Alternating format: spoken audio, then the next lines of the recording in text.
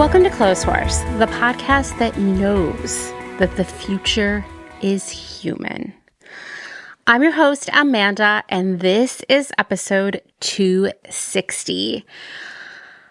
Wow, I've been doing Clotheshorse for almost 6 years, which is way longer than most of my jobs, relationships, the amount of time I've lived in a single city for one foul swoop. 6 years is a really long time for me. And every week of those 6 years, I have received multiple emails from different startups and PR firms and CEOs, all announcing a new thing that will save the world from fast fashion or fix the industry once and for all. Sometimes it's an app. Other times it's a new miracle fabric. For a while it was a blockchain. Oh my gosh. Virtual outfits. Do you remember when the solution was that we would all just start buying virtual clothing for the metaverse? Oh my gosh, the number of PR emails I got about that.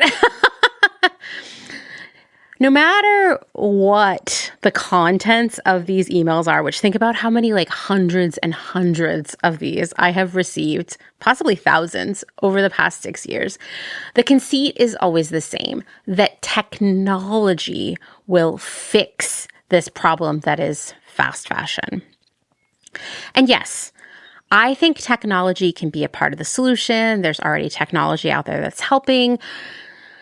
It can be especially great for closing some of the waste loops in the fashion production system. I think even the technology that allows us to buy and sell secondhand clothing online is really important and part of a circular future. But we know that the real fix to all of this fast fashion overconsumption, the ethical and environmental disaster that all of it is, the real fix is buying less new stuff. That means shopping secondhand first, and that means more people selling secondhand and helping other people find secondhand. It means shopping small and local, which means more people starting small businesses and more people showing up to support them. It means repairing what we already have. And that means more people doing repairs for others. And others are teaching us how to do these repairs ourselves. Maybe even we're all sitting together to repair our stuff side by side. It also means mindfully rehoming our stuff, getting our unwanted stuff into the hands of other people who want and need it. And of course, it means doing a lot of work on ourselves to unpack our own relationships with stuff and shopping and the clothes that we wear. I always say that slow fashion is a way of life that extends far beyond the actual fashion and clothes part of our lives. It really is a lifestyle, and that involves a lot of changes in how we live our lives, in how people live their lives. Of course, this also means then that we need to get out there and talk to other people, the people in our lives, maybe people we haven't even met yet, about why we are making these changes and why they are so important and why they should get involved too. The solution to the fast fashion crisis, to overconsumption, the way to fix the fashion industry is people, humans. And one way people come into play as part of all of this is via their small businesses. So this week, I'm joined by Malena of The Slow Era, a vintage store in Ames, Iowa. The Slow Era is also the hub for the slow fashion community in Ames. And the entire business is built off of Malena's values as a slow fashion crusader and art activist.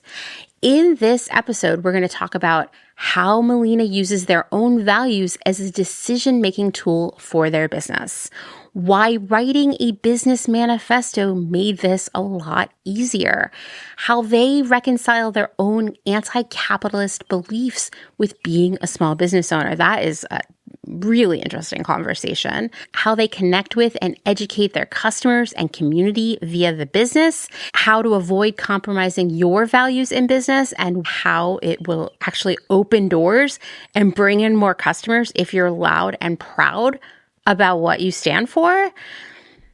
That's just the beginning of what we're going to talk about. We're going to touch on a lot of different things related to that. Now, this episode was originally supposed to come out last week when I was in Mexico City. See, I have been planning a trip to Mexico City for 7 months. Last fall, for our anniversary, I bought Dustin and I tickets to 2 shows in Mexico City that were happening last week. And they were both Belle and Sebastian shows, which I was really excited about because I am a massive Belle and Sebastian fan. I still listen to them pretty much almost every day and have like my entire adult life. I have a lot of like emotion and memories and just important moments in my life that are kind of all tangled up in those albums. I mean, I think any of you who are music lovers feel the same way, where there are so many songs and albums that are so, I don't know, they are the soundtrack to a certain moment in our lives. And when we listen to them, it unlocks all of those memories. Like you feel them all again. Like the Beach House album, Teen Dream, which came out in 2010, reminds me so much of this spring that I lived in Philadelphia and then moved back to Portland for the summer and then stayed there for a few years. Anytime I listen to that album now, I am transported to all of the feelings I was experiencing at that exact moment, whether they were as simple as like what it felt like to ride my bike around after dark in the summertime and just feel like the breeze in my hair as I was like cruising down Southeast Ankeny, to like how I felt falling in love with someone who ultimately broke my heart, and so many other feelings in between. And so anyway, Belle and Sebastian, really big deal to me. Really excited to see them go play these special anniversary shows for 2 albums that I love. So I bought us these tickets as a gift and we were like, oh my gosh, we're going to go to Mexico City in 7 months. This is going to be amazing. And so like this year we haven't really done anything because we were like, well, our big trip is going to be going to Mexico City. So we flew there. We had so many hopes and dreams. We're going to see these shows. We're going to eat some fancy dinners. I made reservations at some of our favorite restaurants, and we were going to go see all this art and just do all these other things.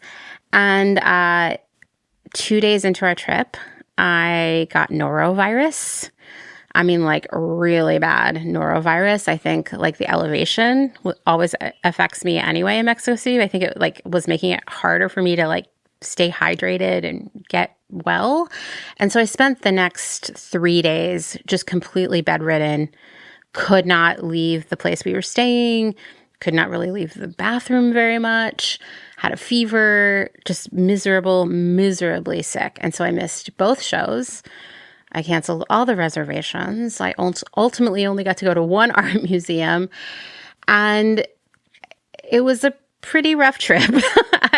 But this is just how life is sometimes. And if you live enough life and go enough places and do enough things and make enough plans, sometimes you're going to find yourself barfing when you have plans. And that's just how it goes. And there will be other shows in my future. I'm still trying to figure out how to catch some of these Belle and Sebastian shows.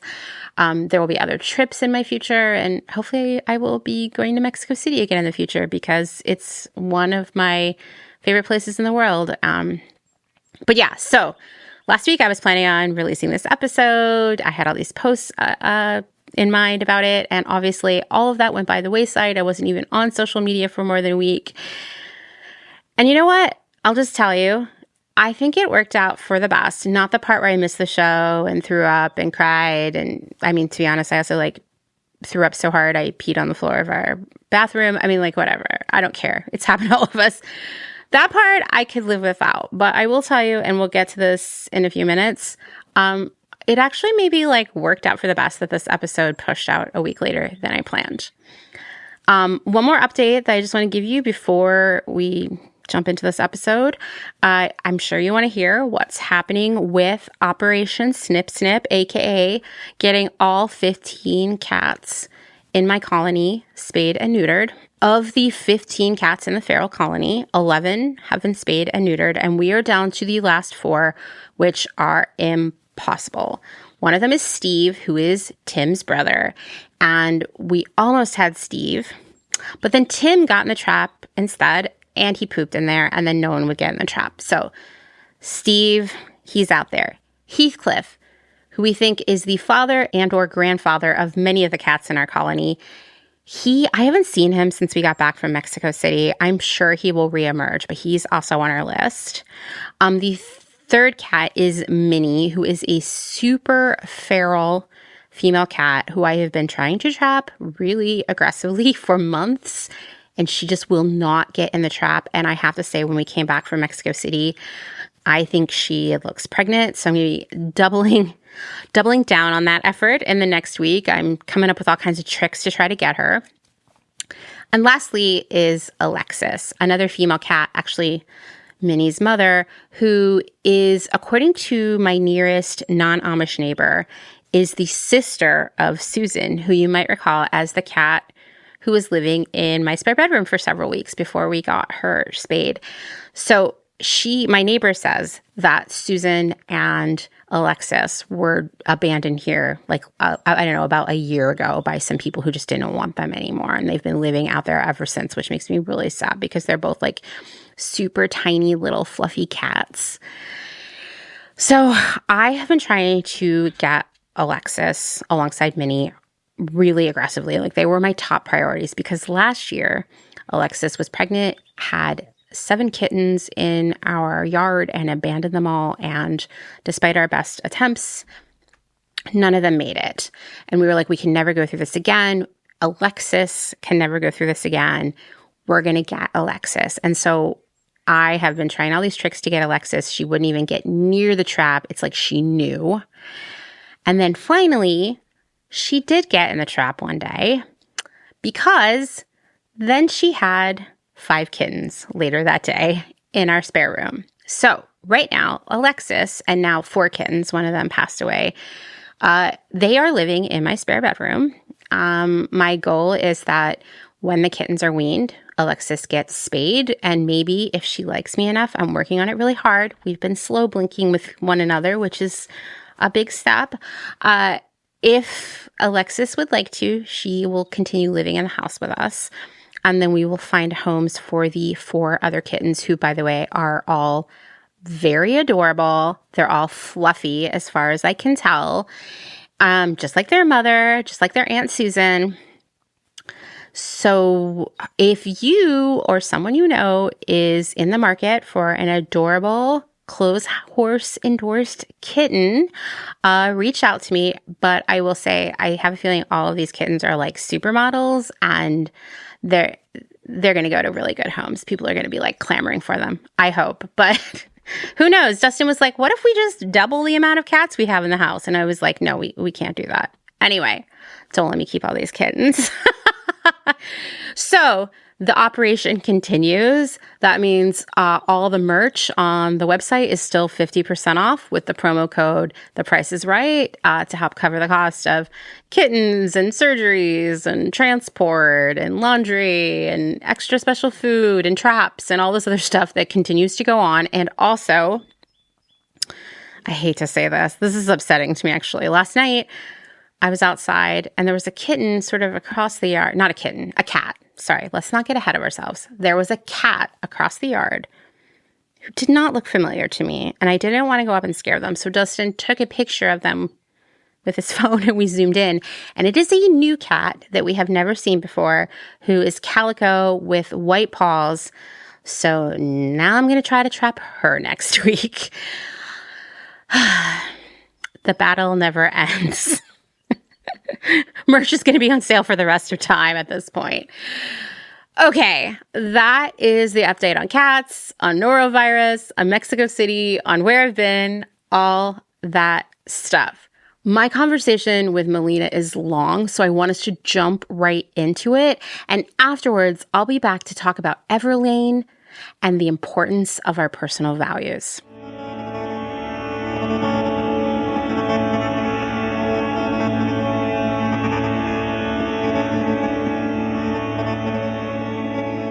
All right, Malena, why don't you introduce yourself to everybody?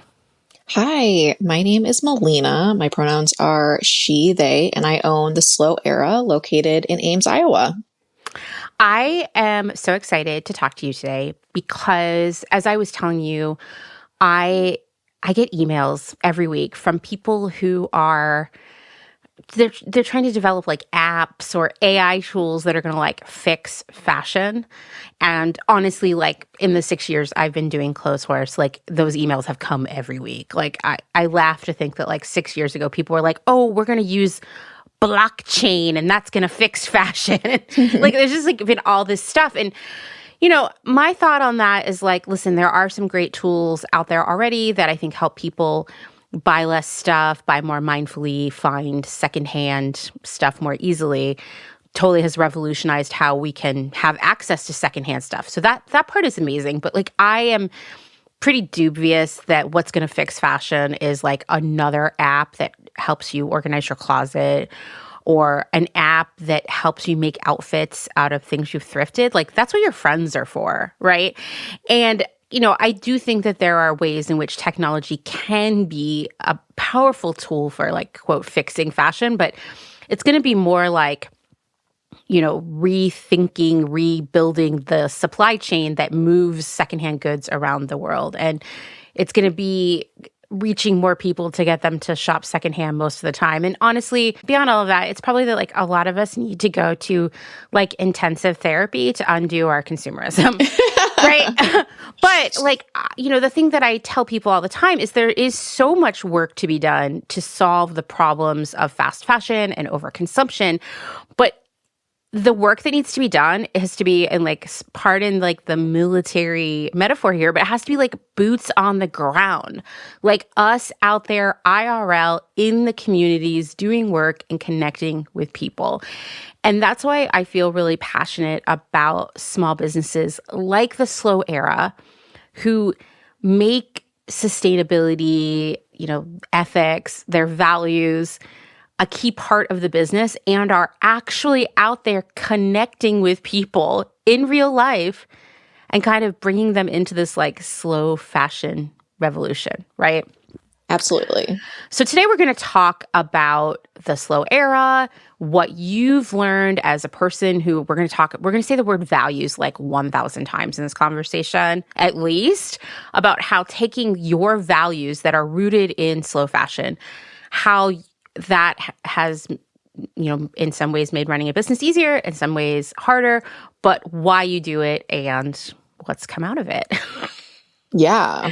And my hope is that people are going to listen to this conversation and they're going to be stoked and they're going to be like, forget about this app I was building that was going to tell people what shoes to wear with their pants. I'm going to open my own secondhand store, you know, or something else, you know, repair studio, mending classes, whatever. Like, right? Like the rules of business are kind of the same no matter what the business is. So why don't you tell us a little bit about like what the Slow Era is? So the Slow Era is a shop that highlights slow fashion and slow-made items while promoting sustainable practices. We carry vintage clothing mostly, accessories, shoes, and also handmade things made by local artists and national artists. And then every month, we also work with a different artist to collaborate with on a collection that is just made just for our store, something small run of something from clothes to jewelry. Next month, we're doing a liquid soap, all sustainably made. And so even like the packaging is something that's really important as well. And then when it comes to our values, I'm just going to read the last part of our brand manifesto because I think it just succinctly demonstrates everything that I'm trying to do with the slow era. And that is, the slow era is for people who oppose the corporate consumerist framework that steals from artists, devalue objects, and mass produces poorly made items for profit at the expense of workers and the planet. In a world of fast fashion, where clothing is seen as disposable and quality has declined, we have a mission to save vintage pieces from entering landfills. We often remove stains, clean, repair, or rework pieces, giving them a new life where they're valued and loved. We aspire for our shop to provide unique items built to last and meant to be cherished while celebrating creators, promoting community over competition, and sustainability for both the planet and ourselves.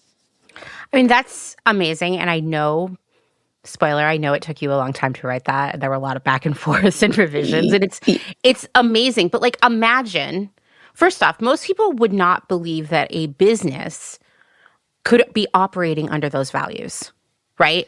Yes. And all the time, like, I don't know, people be like, well, all businesses are terrible, right?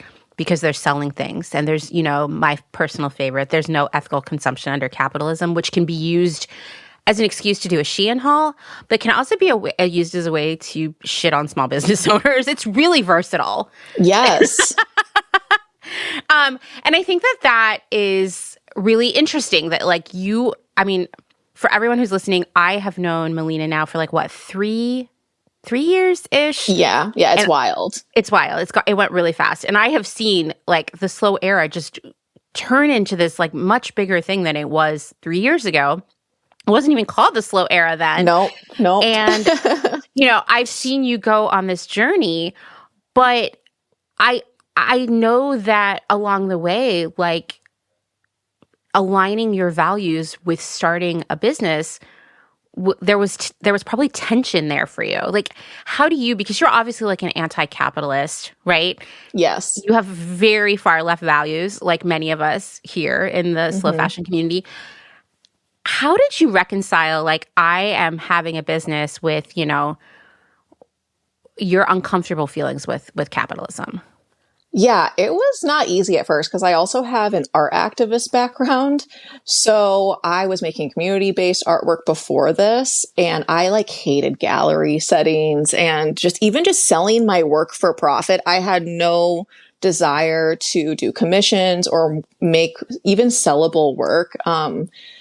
Yeah, and I think one thing that did hold me back in my business for so long was equating commerce with capitalism and just not getting paid. And I think that we have maybe devalued the arts so much that we've kind of internalized it in some ways where we think we don't deserve to get paid, or we just, equate getting paid with capitalism and don't want to get paid because we're participating in it.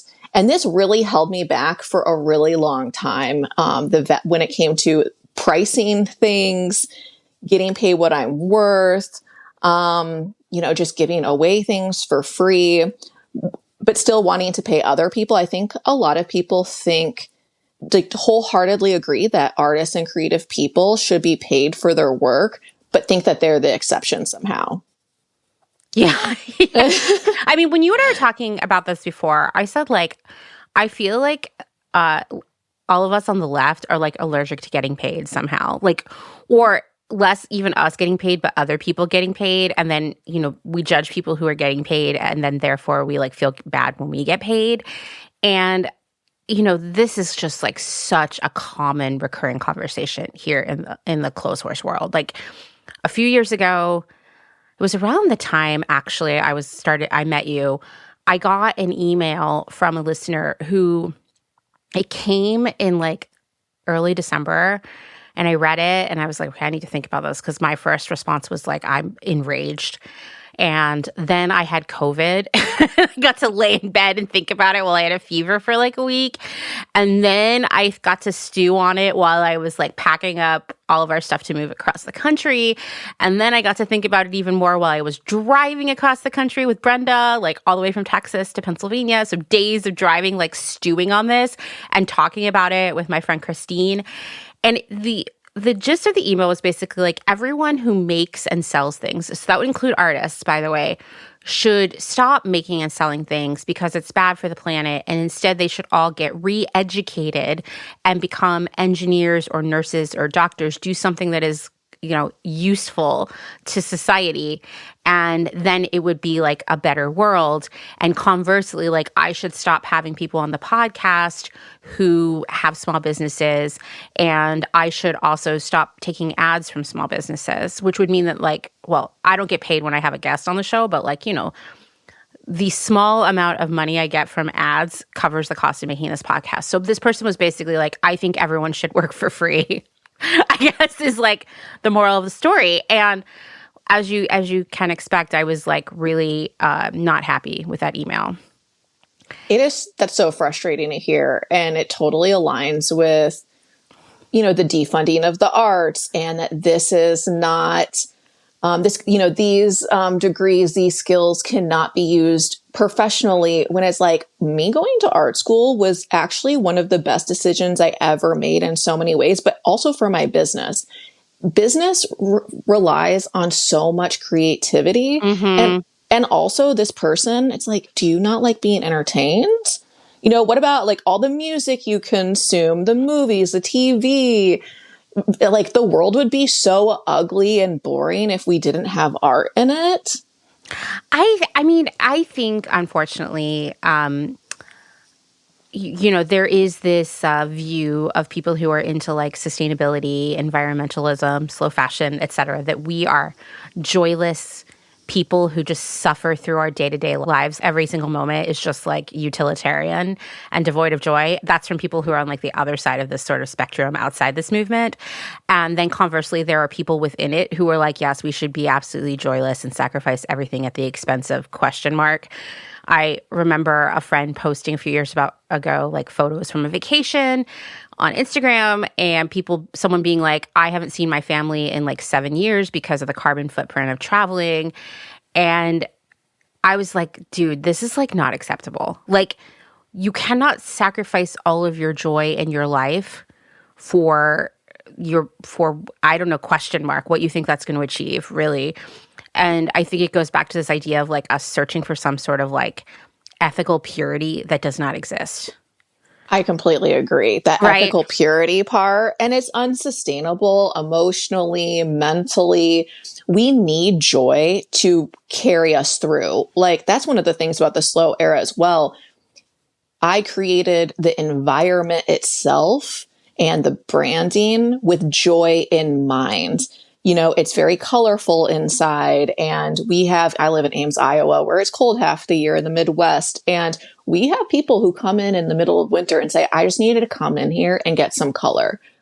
Mm-hmm. Yeah. Like joy gives you the ability to keep going, and it makes me sad when you said, that person said, I haven't seen my family because of the carbon footprint. And I get it. Like maybe there's ways that you can curb some of that. But like also we need community and connection, real IRL connection more than ever. And it's like when I'm sitting around with my friends, making dinner, playing with their kids, I'm like, this is what life is about. Mm-hmm, mm-hmm. Absolutely. And I think listen, there is a portion of our society who goes way too far with this. There's way too much mindless consumerism. And that includes sort of travel as a part of that mindless consumerism overconsumption. Absolutely, right?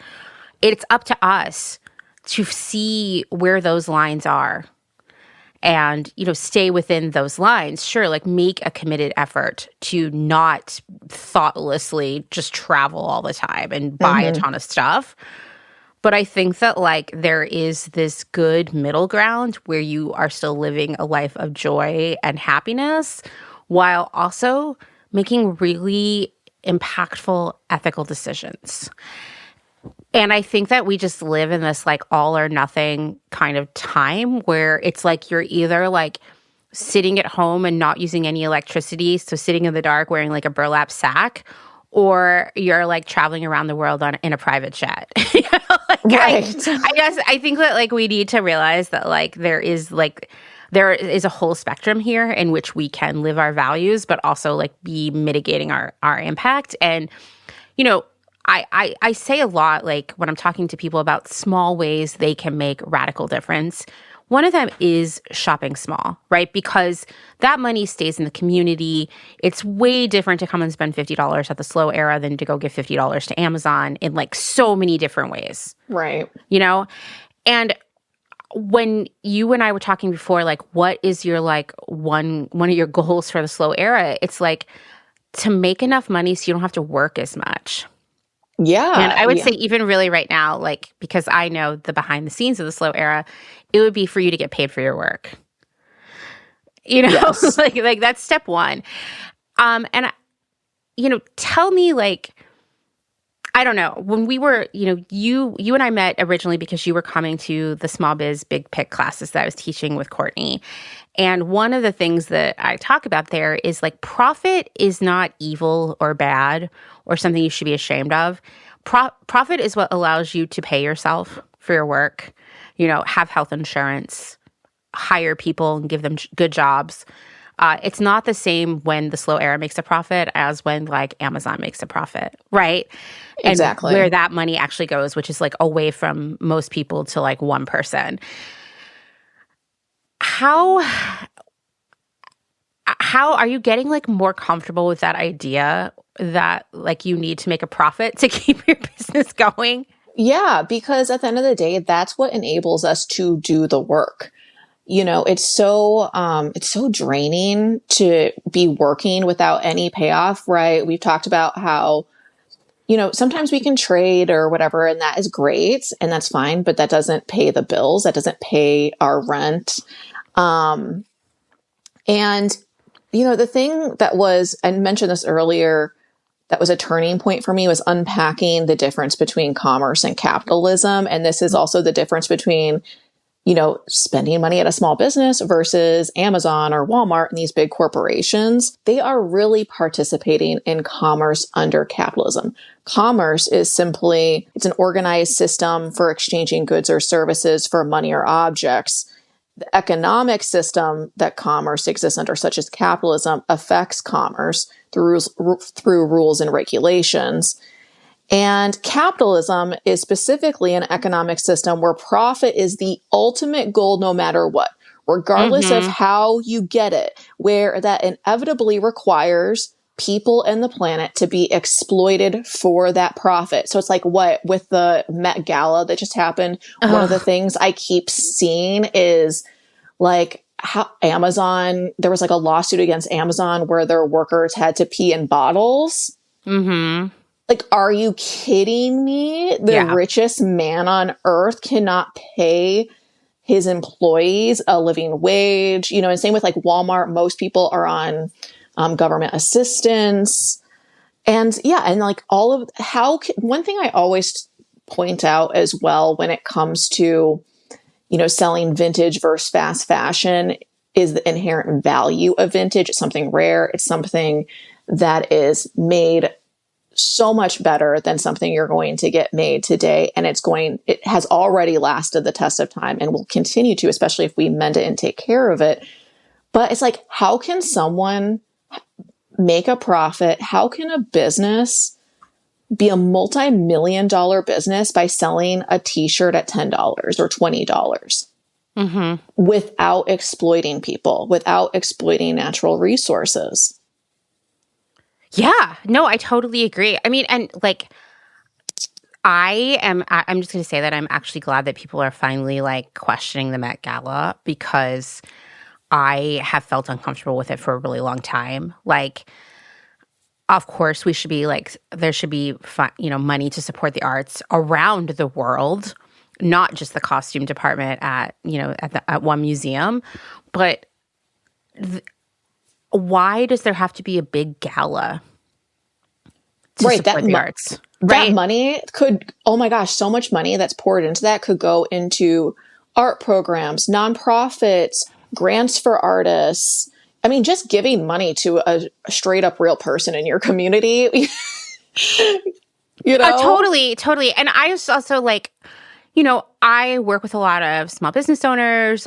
A lot of my friends are artists, creatives, freelancers, myself included, my husband included. And I'm just like looking at pictures from the Met Gala, and I'm like, you know what? One of my clients like needs surgery and doesn't have insurance and had to have a big sale to like pay for her surgery. Mm-hmm. Like, what the fuck, guys? Like, I don't know. Like, so many people I know don't have access to healthcare right now, are worrying about how they're going to pay their rent. Like, I could just go on and on. We're all worried about losing our jobs to AI. Mm-hmm. I'm pretty sure me speaking out against AI publicly actually perhaps lost Dustin a job. And I see all this happening, and then I'm like, oh, but woo, rich people having one big Yeah. night of fabulous outfits, while like I see on Reddit people who can't even afford like diapers for their kids. Like, I'm over it. I'm glad that more and more people are. And my hope, and this is where I think we have like a big problem as a larger community, is that we spend too much time infighting. Like Mm-hmm. sending me an email saying that like maybe everybody who's like a maker or an artist or like a vintage seller should get retrained and get like a real job, right? We spend too much time infighting with one another when we should be like, hey, like we need to work together here, because our real problem are the people at the Met Gala. Exactly. Exactly. And we spend so much energy policing others. Oh, I You hate know, it. I it's hate like, it. it's like, how about instead what if we put that energy towards holding the billionaires accountable, right? Who are hoarding all this wealth and are actually making our life hell and are polluting the planet, right? Like, it's so sad. Yeah. Yeah, no, I agree. So you've had to like, I don't know, like come to terms with this idea of like, businesses need to make money. And it is uncomfortable, right? Like I am uncomfortable talking about money in general, right? And I find that I often don't get paid for my work or paid as much for my work because I have that discomfort, because I think so much about how like the wealthy are, fleecing all of us. And somehow if I send someone an invoice for my work, I'm like, oh no, I'm just like them because I wanted $50, Right, which is a drop in the bucket to them. I know, It's like a I know, I penny. know, I know. I think that it's like not only do we have to like stop fighting with one another, we kind of have to like stop fighting with ourselves. 100%. And yeah, seriously, especially all of us who are like assigned female at birth, because we more than anyone have been programmed basically by our families, by school, by society, that we should undervalue ourselves at any given moment and like sacrifice. Yes. But that said, I know that your work on the slow era has been quite a journey that has been pretty difficult and definitely like not lucrative for you and very scary. So why don't you tell us a little bit about that? Yeah, I mean, it has been a long time coming. We're getting better. I didn't even get to tell you this, but yeah, we just had our best April on record Yay! in 9 years of business. Oh my God, 9 years. Yes. I mean, the slow era has only existed for 2-ish years, and now we're going into our second year as a brick and mortar. So this year will be 3 years as the slow era. But yeah, and then there's a lot that goes into it. But yeah, so at the very beginning, so I came from a working poor family. I never wanted to own a business. And then, once I started learning mostly from you, actually, I realized I kind of have a knack for this and that it's one big creative problem to solve and that could be really fun. Right? That's like part of where the art background comes in. It's like, how do we fix this and everything? But in the beginning, it was really just out of necessity. I had been working for other businesses, buy sell trade stores that were modeled after Buffalo Exchanges in Milwaukee and in Richmond. Some other odd jobs in between there. And I had to quit my job because I got into a summer art program when I was living in Richmond, and it was just too good of an opportunity to pass up. So I quit my job and they wouldn't hold it for me. And then when it was done, I was like, oh crap, I have to pay my bills. How am I going to do that? I was like, well, I do have this skill. I've been a buyer for professionally for other businesses for years. So I had like literally no money in my bank account. Like I said, how was I going to pay my bills? But I had a couple $100s on a credit card. I don't like to overspend. So I'm not talking thousands, I'm talking hundreds. And so no, but I know that feeling. Yes. So I went to the bins because that's kind of one of my, one tip I would give people too. It's like when you can't spend money on inventory, how do you get inventory for cheap without exploiting people, right? Without buying like super cheap wholesale merchandise, let's say. So I went to the bins and I bought a bunch of stuff, and then I took it to my old place of employment. I sold it.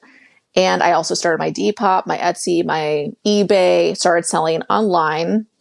And I paid all my bills. And eventually that store also gave me a rack in there, and I started selling there regularly.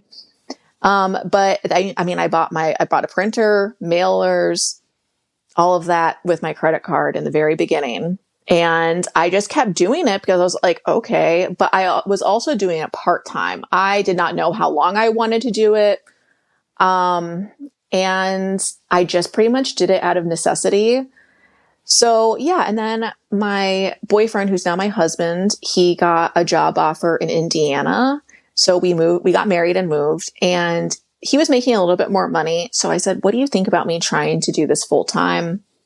He agreed. So I've been doing it full time since. I've worked a couple part-time jobs at some other retail places, like here and there, very part-time, because I've always wanted to focus on my business. And also working from home is very lonely, so it would get me out. But when it came to starting the slow era, I still wasn't making a ton of money leading up to. I had the branding solidified. And I knew that would only help. I had niched down as well, because before I was selling modern clothing and vintage and basically something for, quote, everyone, which is now a pet peeve of mine. Like, not everyone can be your customer. Yeah. That's what I tell everyone. And, people will like fight with me about that. They'll be like, that's not true. Anyone could be my customer. I'm not going to discriminate against them. I'm like, sure, yeah, anyone can be your customer for sure, but everyone is not your customer. No. No, especially when it comes to, we can educate people, absolutely, and people can open up. But I've heard people come into my store and say, like, my parents will not buy anything secondhand. Yeah. Absolutely. Because they just associate it with thrift stores and being gross, which is also, we're going off on a little offshoot for a moment, but it's like, that's one of the reasons I also clean and like clean everything. It smells good in there because it kind of changes people's perception of buying secondhand. But it doesn't have to be this gross, smelly process. You know what I mean? You can have an elevated experience. Absolutely. And I think like, yes, there is this increased sort of like mainstreaming of shopping secondhand that's been happening over the past like 5 or 6 years, which I am like so excited about. And I just want it to spread and spread, because the thing is, like, we have to remember that we're kind of in a bubble, and there are still a lot of people who associate secondhand with being dirty or for poor people, whatever that means to them. And even like, I'll tell you, like, I grew up very poor, and my family, despite that, has a stigma against thrift stores. And I remember like when I started to get really into thrifting in high school, my family was kind of embarrassed about it and made fun of it. And so for all of us who are like, yeah, shopping secondhand is second nature, we have to remember that there are so many people out there who just are like, I don't get it. It's gross. Yes. And then when it comes to when I opened the brick and mortar, I was still like, how am I going to make this happen? I feel like it happened overnight, Malena. Oh my you were gosh. like, we had a meeting and you were like, hey, the space came up for rent, and we looked at the listing for it, and I was like, oh, this is really cool. And then 2 weeks later, you were on Instagram like, we're opening a store.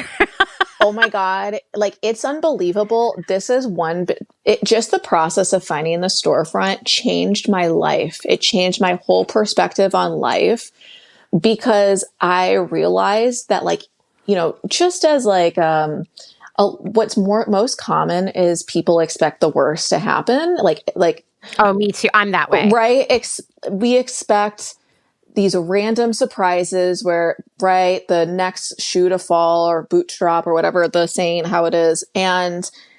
But what I have found is it's also just as likely for these random positive surprises to happen. And you never know what is just literally right around the corner, because it was like November, I saw some signs for rent on my main street. And I was just curious. I've been thinking about a store for a really long time. I was like, I wonder what rent goes for here. So I called a couple places. I saw a spot, and then I could figure out, how could I make this work with that rent? But I'll spare all the details of how I found my space. That one fell through. And then for 2 months, I was searching and I was determined. Like, I'm a person that I will not give up until I get a solid no when I want something. And that is definitely a piece of advice that I would give people is, like, failure is not an option for me until a door literally closes for me, where I'm like, this is not an option. But then, okay, how do we go around this obstacle and see something else? And it was just wild how I found this other space that ended up being better, bigger, a little bit cheaper. And I signed the lease 2 weeks before we opened, and we opened in 10 days, I still including can't believe painting. it. Oh my gosh. I know. It's like, and no one could tell. Like, people be like, oh my God, you did such a good job. It looks so good in here. I was like, oh, thank you. Because you would never believe it. We put it together in 10 days, but of course we're still, making improvements and all of that along the way. I think that never ends. But when it came to also opening and the money, I knew in the very beginning, I said, I think vendors is the way to do it because of making the overhead.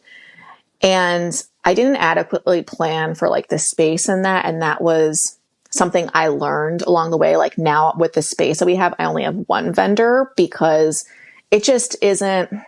It was really hard to even make ends meet, even with having a lot of my overhead covered by vendors, because most of my store was not my inventory. Yeah. Yeah. But then opening costs, I was like, we can only buy what is necessary, first of all. So I didn't paint the exterior, but we got signage. We put a lot of work into our window display. I'm going to paint this year the exterior. And also I got a lot of low cost inventory, but also I got a lot off of Facebook Marketplace. I would go to thrift stores regularly. But once again, I want an elevated presentation. So that was always important to me. So I painted things and refurbished things, but also I found some great, just like shelving units, glass shelving at the thrift store. I found this $450 retail mirror that has lights, and I got it for $80 at the thrift store. That's wild. I will tell you though that, like, my friends and clients who find their fixtures on Facebook Marketplace have the best looking stores. Seriously. It makes it look so unique and less cookie cutter, but also it's like, I'm not wanting it very intentionally. I don't want it to, quote, look like a thrift store. Right. But there's a balance, right? But yes, like, the fact is that most actual retail fixtures that are made for retail are so ugly. So ugly. So if you can find vintage retail fixtures, different story, or rework pieces that you find on Facebook Marketplace. Like I said, my clients and friends who have done that, their stores look so good. Yeah, shelving, display dishes. Like, whenever I go to the thrift store, I'm always looking for display items, like colored bowls to put things in and so forth. And then here's another thing that I think some people often overlook. And I think sometimes because of maybe shame is you'd be surprised when you put out to people that you need something, how many people will be like, oh, I have that. You can just have it. I'm not using it. Ah, I love that. It's true.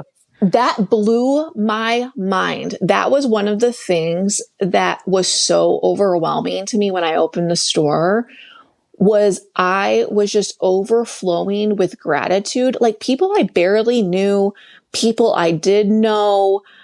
And I had like I had, a friend, one of my best friends, she was like, I'm just going to send you $300 to get this done.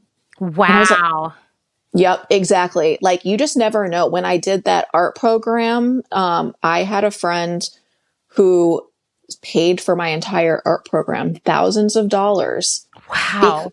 Because she believed in me, because I was doing art activism and she believed in what I was doing in my community.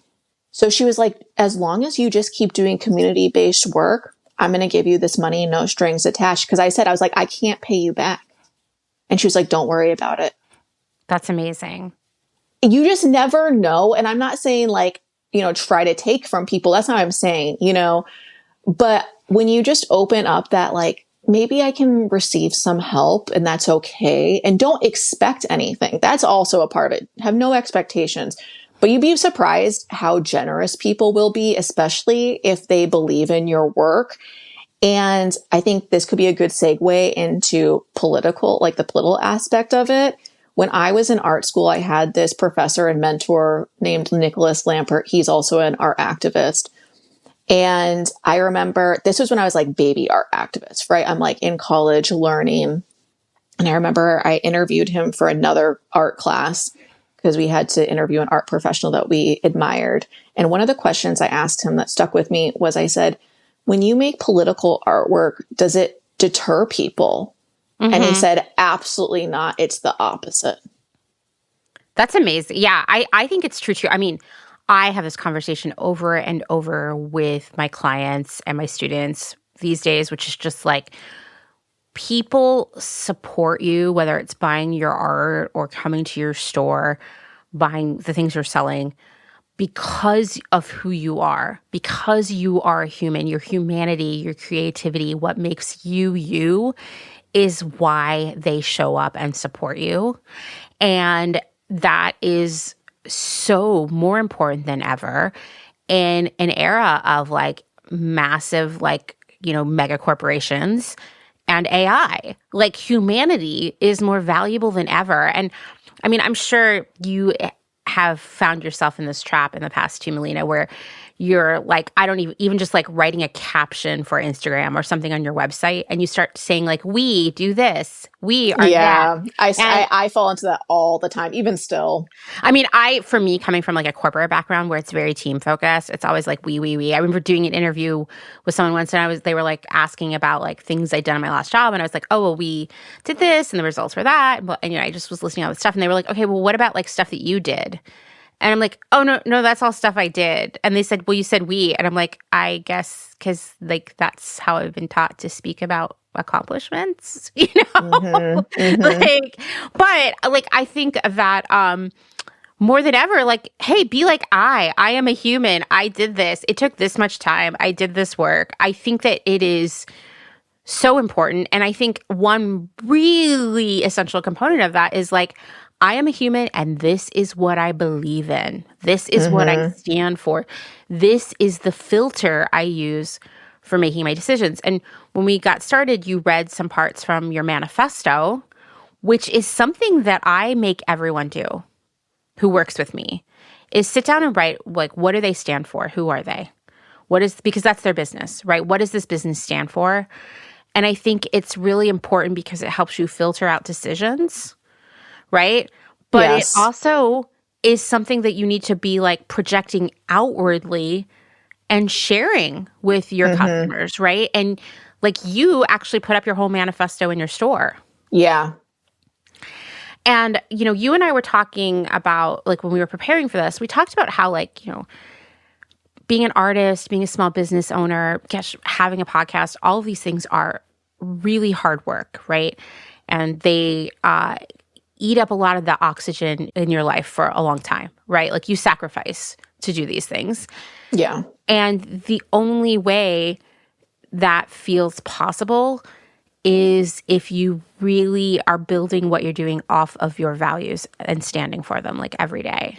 Absolutely. Absolutely. I mean, it's what keeps you going, because there are a lot of challenges when you own a business. It's the hardest. I mean, ever. It's like, I remember Courtney would say, it's the hardest thing I've ever done. And Yeah. it is, but it's also so rewarding, especially when you're standing on your values, Yeah. Yeah, that brand manifesto was so crucial. I agree. It's something everyone should do. It filters every decision, and it makes it easier to make decisions. I have so many examples already in just, a year and a half of the slow era brick and mortar where that has filtered decisions. I have interns from Iowa State University here who work in my store, and they're fashion students. And every year they make this incredible fashion show. It's so well done. And they also they also have a partner designer every year. Last year it was Parade. This year it was Aerie. Well, I partnered with the program in different capacities. And this year they asked, could we put up a display for the fashion show in the store? And I said, yes, of course.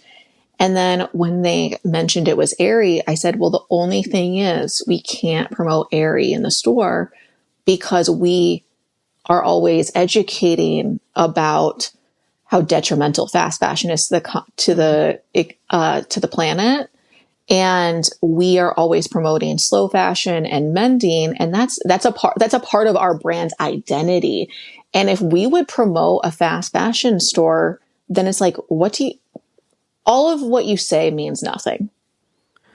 Absolutely. And, I think here's the issue, right? At the core of this, why having these values and having this manifesto allow it interestingly, like, enough, it kind of like, it empowers you to do better work. It enables you to do better work and have a bigger impact because it makes it really easy to make decisions. But, like, throughout the 2010s-ish, like, peak, like, online, like, .com bubble era, every company had, like, a mission statement.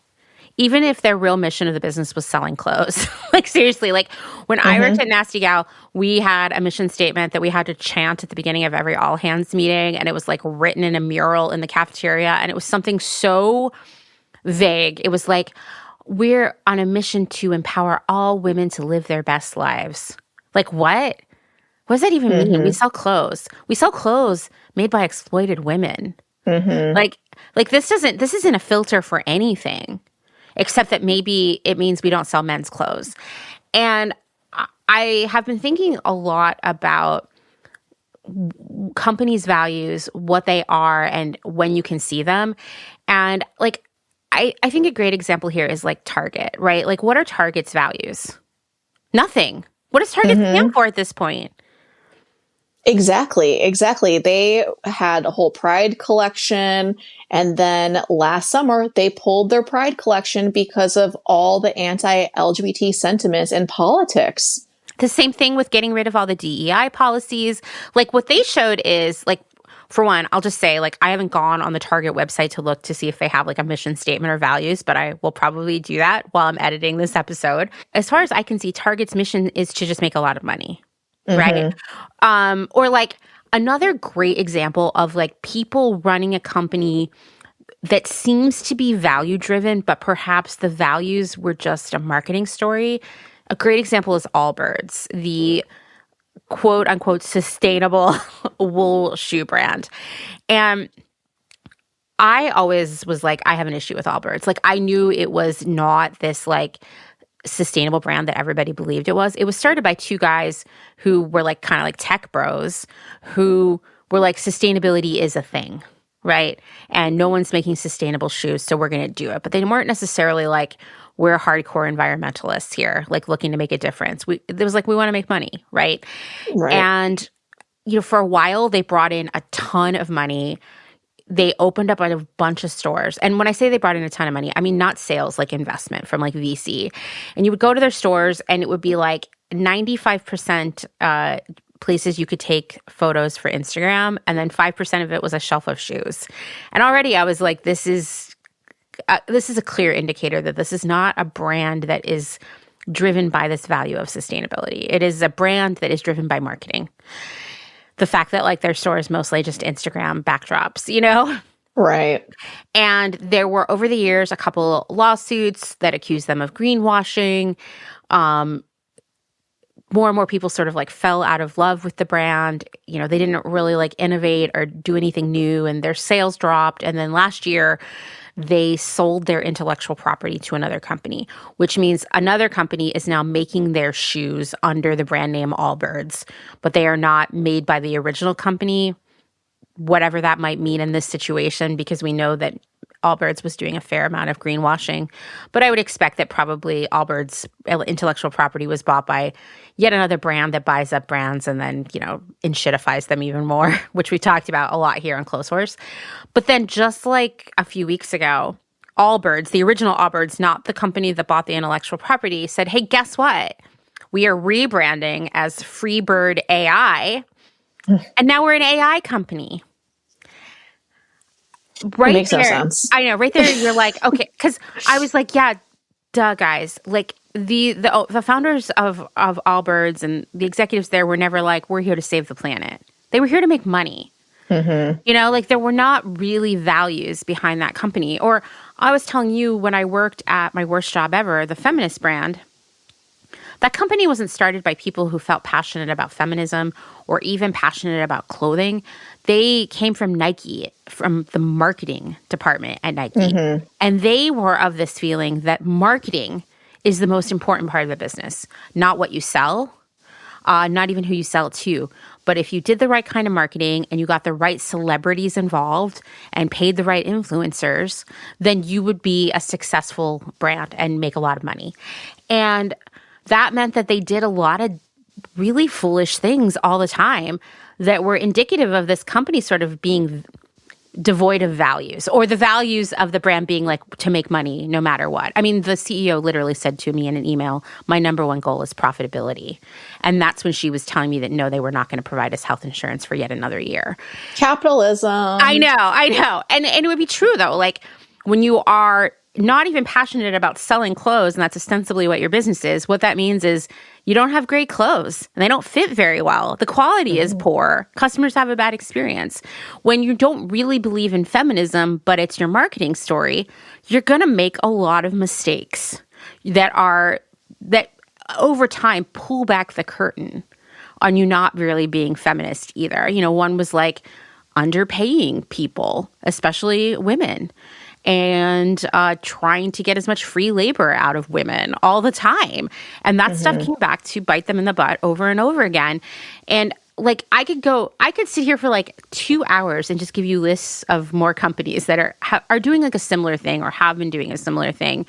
And I think what frustrates me about it all is for all the people like you and so many other people that we know who are out there, like out in the community, doing this work, living by their values, working so hard to reach other people and create good jobs and do the right things.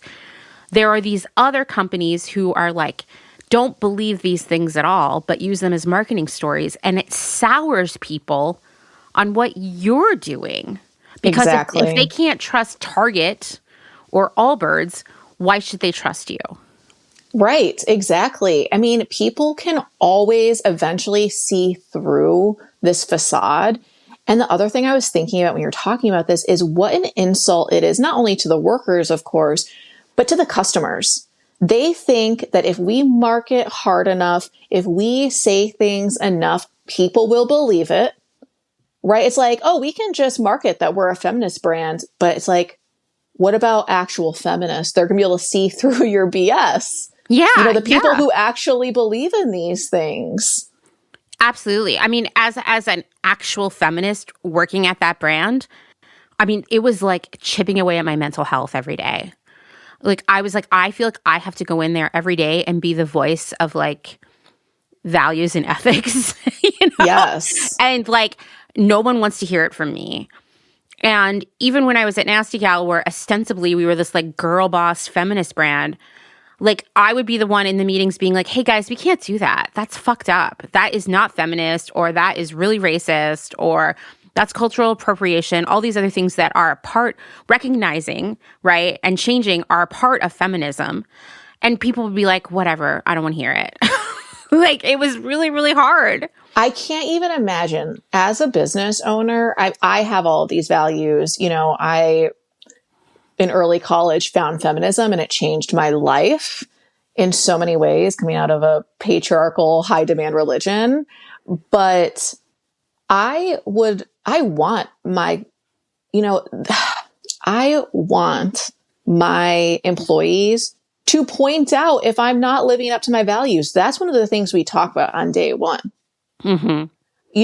Is please let me know if I am not living up to these things. I mean, even when it comes to empowering people, that is something I'm so passionate about. So it goes into how I give feedback, right? But it's like, if I'm being unkind, I've failed. So I'm like, please point something out to me. If I even say that to them, because also in our contract with vendors, one of the things is that if something can be construed as culturally insensitive or appropriative, it's pulled from the floor. So when I train people, they go through all of that, all those policies that I have with these vendors. And I say, if you see something that's questionable, let me know. Totally. And I think like that is the difference between what you're doing and what a lot of these companies who may use some sort of value as their marketing statement, they're not behind the scenes doing that sort of like education and paying that much attention to the details of it all. And of course, when they mess it up, it just ruins it for everybody else. Yes. Why should I trust the slow era if Target turns out is racist? Like, I'm like, well, I mean, I can explain why, but like, I get why right. that is really challenging for people to see. And, the thing about small businesses is they are human run. They are built upon humanity. And that means sometimes you're going to fuck up. Mm-hmm. And that's okay. It's like owning it and learning from it. And, having the kind of team and community around you who can have that dialogue with you is so important. Exactly. One thing that keeps coming up for me in all of these discussions, and again, is progress, not perfection. Mm-hmm, and that goes with also being sustainable.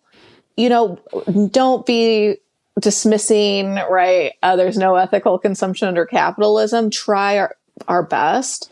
But when we're trying to do every little thing right, whether it's buying sustainably and living a sustainable lifestyle or running a business, you're going to make mistakes. That is okay. That is a part of being human. When we fail, it's when we can't take accountability. We can't be, responsible for our mistakes, and we don't want to do better and learn. Mm-hmm. That is the failure. Yeah, I totally agree. And unfortunately, like for businesses who are not built upon these values, right, their reaction to being called out on things is doubling down. I was telling you how, like, AI is a great example, right? A business here in town, a restaurant that Dustin and I love. We take everybody who visits us there. It's called Hi-Fi Izakaya, and it is like Japanese food and really fancy drinks, and they always have someone in there playing records, and it's just a great place. They posted something on Instagram a couple weeks ago that was AI generated, like obviously AI generated, right? It was a flyer for someone's record night at the space. And people called it out. they were like, hey, like, I can't believe you're using AI art, to create social media content. Like, here's information about like why this sucks and why we're against it. And Malena, the owner, from their personal account, their personal Instagram account, came into the comments and was just fighting with people and calling them like losers for being against AI. I cannot even imagine calling anyone a loser, let alone getting defensive. It was like shocking because, like, listen, it turned out that the AI flyer came from the person who was doing the record night, and they could have just said, "Hey, we didn't know this was AI. Like, we're still learning about this too. The person, the DJ doing this night made this, and we're going to have a new policy from now on that you can't use AI art." It could have been that simple. Exactly, and then it's done. I know, but instead this person was like fighting with everyone. And now Dustin and I are like, I guess we can't go there anymore. We've talked about it like so many times, and we had people in from out of town last week, and we had a plan to take them to Hi-Fi Izakaya like we take everyone, and we didn't. Yeah. Because I was like, this is like next level. So disappointing. We have a local business that opened a few months, maybe last year, a few months ago, very new. And all of their branding is AI, and they like own it. Like all of their logos, all of their menus. I think even their menu items. Oh no, that is like, I see pictures of that, like screenshots of that on Reddit all the time. And I'm like, what the hell, guys? It is mind blowing when I'm just like, your creativity is your superpower. Like, look at all of these chefs who have so much knowledge that is not being utilized. Instead, it's being outsourced to a computer.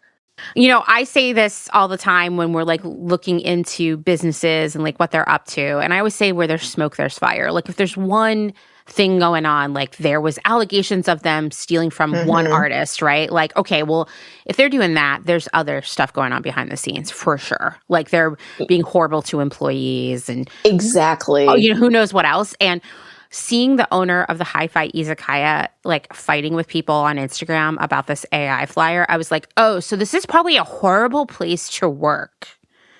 Right? Exactly. Right? Like, because you're showing up and acting this way, so you probably yell at people all the time at work and are weird and shitty with them over silly things. And people are probably really stressed out. And it's probably a culture of fear, which is like beyond even the use of AI, why I'm not going to go there anymore. And 100%. I feel that way about AI is just one example of when I see businesses out there using AI like that, I know that there's other ways they're cutting corners. Because fundamentally, and maybe I'm sure someone who's listening to this is going to get really angry at me for saying this, but fundamentally, when you're using generative AI to write your emails or write your blog posts or create images for your menus or your flyers or your Instagram posts or whatever, you are saying, whether you realize it or not, hey, I'm so totally cool with stealing from artists of all varieties around the world.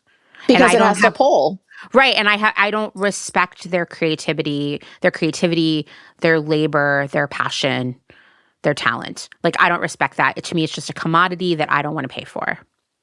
Exactly. And that is really what you are doing when you are using AI for that. And I know that feels really heavy.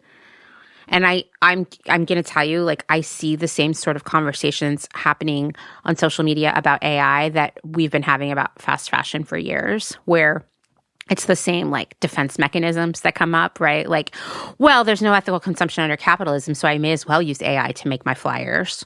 Or it's ableist to not let people use ChatGPT to write their emails. Or oh, geez. Interesting that you're using Instagram, but getting on me for using AI, like that kind of stuff, like it's just the same dumb excuses I've been hearing for like how many years now that that are just defense mechanisms, But I do think like AI is a great example of a way a company very clearly, and when I say company, I can mean a small business too. When we'll just say a business shows very clearly what their values are or are not. Right. Yeah. And like, you can just be honest too. Like, what is below that? Right? Because why would a small business per se outsource AI? Probably cost, But then my follow-up would be, okay, well, how can I have this work without a huge cost? You know, what kind of artists can I work with? Some people have a sliding scale. They should be paid. But also, I mean, this is where my art background comes in, yours as well, where I design almost everything if I'm not paying an artist. You know, even if you're using some of Canva, you can switch it to make it unique to you. You know, and you can just say, oh man, it's tough to be a small business and to make like overhead or whatever. But then the follow up is so important. How can I do that while still not using AI and not using this exploitative system, you know? Totally. And I do think a lot of times when small businesses and big businesses are making sort of like unethical compromises, like using AI. That's just one example, or buying stuff off of Temu and reselling it. That's another example, right? It is often because of a lack of resources. Or like in the case of big businesses, it's a perceived lack of resources, Right. budgeting and profits and shareholders and all that stuff, right? But like in a small business, it's legit. Like a lot of the small businesses I work with are one person, you know, and then maybe they have some part-time employees, like maybe, right? And so like talk about like no resources. And I think that like I totally understand that. And I think like that's where like having one of the things I am passionate about in small business, and you know, like ultimately Clotheshorse is a failing small business, but is nonetheless a small business, is like how can I solve this problem of no resources creatively? Right. And so, like for me, for example, when I started Clotheshorse and I knew I had to make Instagram content for it, you know, I started just using vintage fashion photos. And what bothered me about it is that there was a lack of physical diversity there. You know, even when I could find Black models, for example, everybody was still incredibly thin. So it was just showing like young, thin people in every single image. And I was like, you know, in my dream world back then, this is not what I would do for Clotheshorse now, by the way. But back then I was like, in my dream world, I would have the budget and the resources to do photo shoots of real people in the slow fashion movement. Like, how sick would that be? Wearing like cool secondhand and handmade and like clothes they'd had for a long time. Like that would be my dream. But I don't have that ability. And so it started this like sort of creative process for me where I was like, okay, I'm not going to show people at all anymore on the Clotheshorse Instagram because I think it's important to me that everybody can see themselves in Clotheshorse, right? And so then I started using animals. And then I started scanning vintage books and ads. And then I learned how to do Photoshop. And then I started like expanding beyond that and like, you know, finding more and more secondhand books and magazines and stationery and starting to like, as an actual artist, take this stuff and like mix it all together, right? And constantly growing and challenging. And then I was like, okay, I want everything from now on to look like it is like an actual printed item that I'm handing someone that they're reading and like exploring that creative aspect of it. And I wouldn't be having the joy of like pulling that thread within my own creative interests and learning new skills if I hadn't said, listen, I don't have the resources to do what I want, right? I'm going to explore beyond that. And for me, I'm so stoked about all of the things I've learned how to do and made and like over the past few years because I had limited resources. Yes, exactly. I mean, first off, how have businesses survived and done things for all of these years? AI is so new. We don't Oh need my gosh. I know we act like it's been around forever. Exactly. And like we're dependent on it. We absolutely are not. So No, you're not. there's that. And then also, I could see someone hearing you talk about this and say, oh, that sounds like such a long process. But the process is the beauty in it.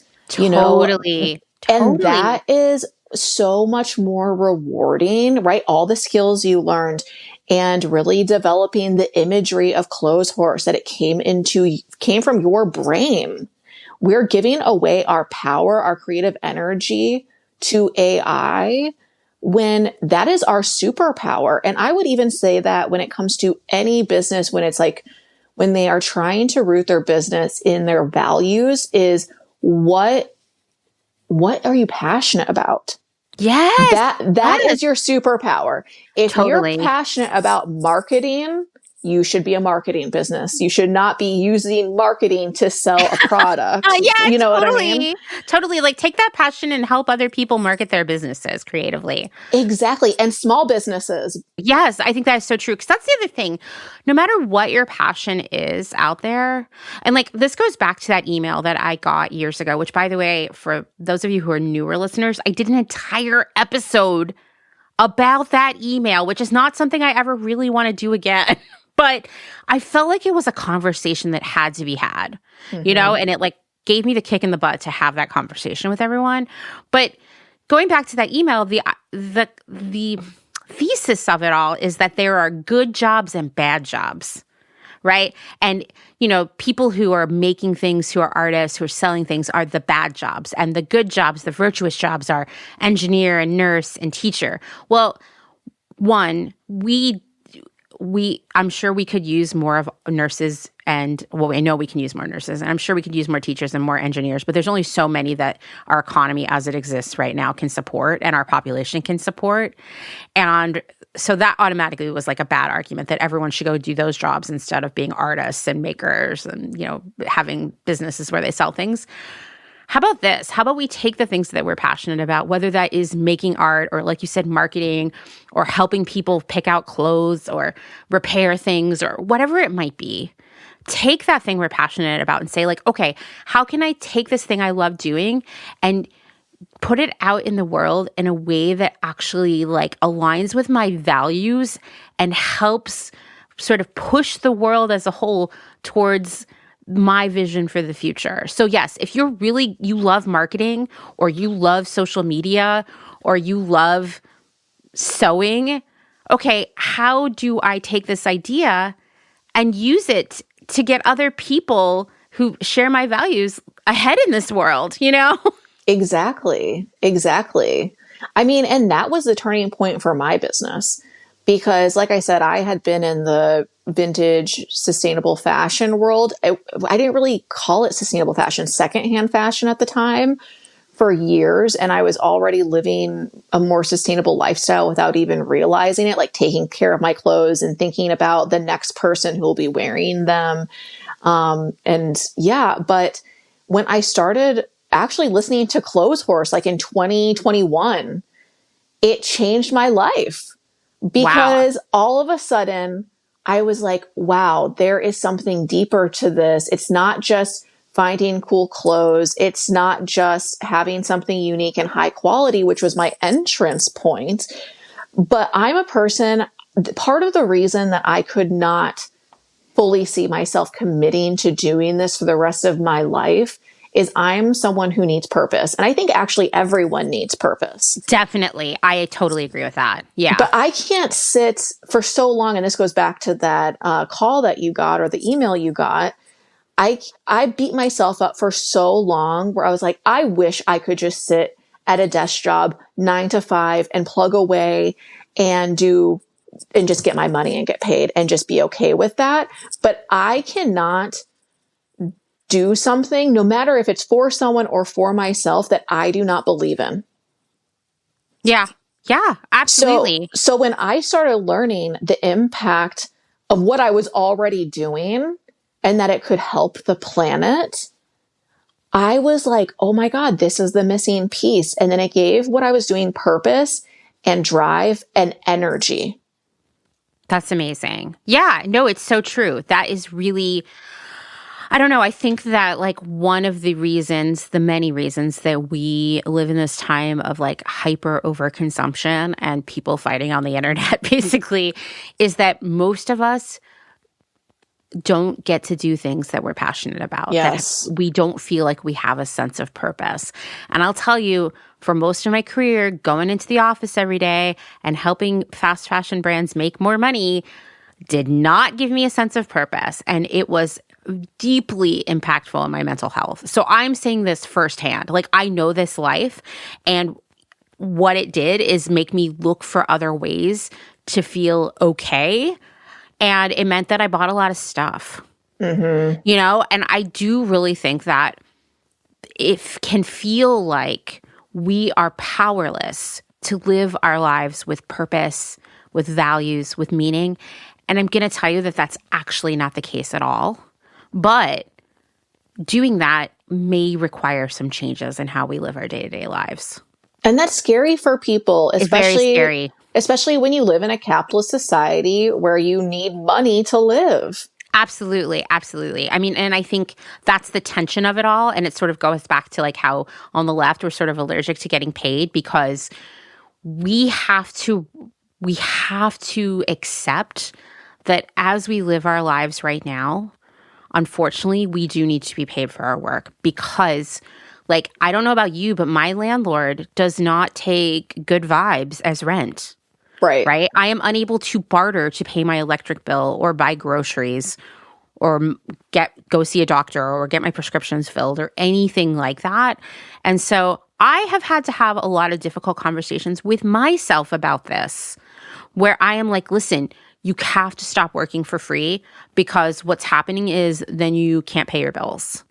Like, I have had to have this conversation many times with myself, and it has forced me to do a lot of introspection about how I can merge my need to survive in this capitalist landscape with my purpose. And it required some pretty significant changes in my life. And it also required me to really, I don't know, believe in myself. Yes. And do other work on my mental health and my behavior patterns to take care of myself so that I could do more good things for the world. Exactly. I'm reminded of that very last sentence in the Slow Era's brand manifesto: sustainability for both the planet and ourselves.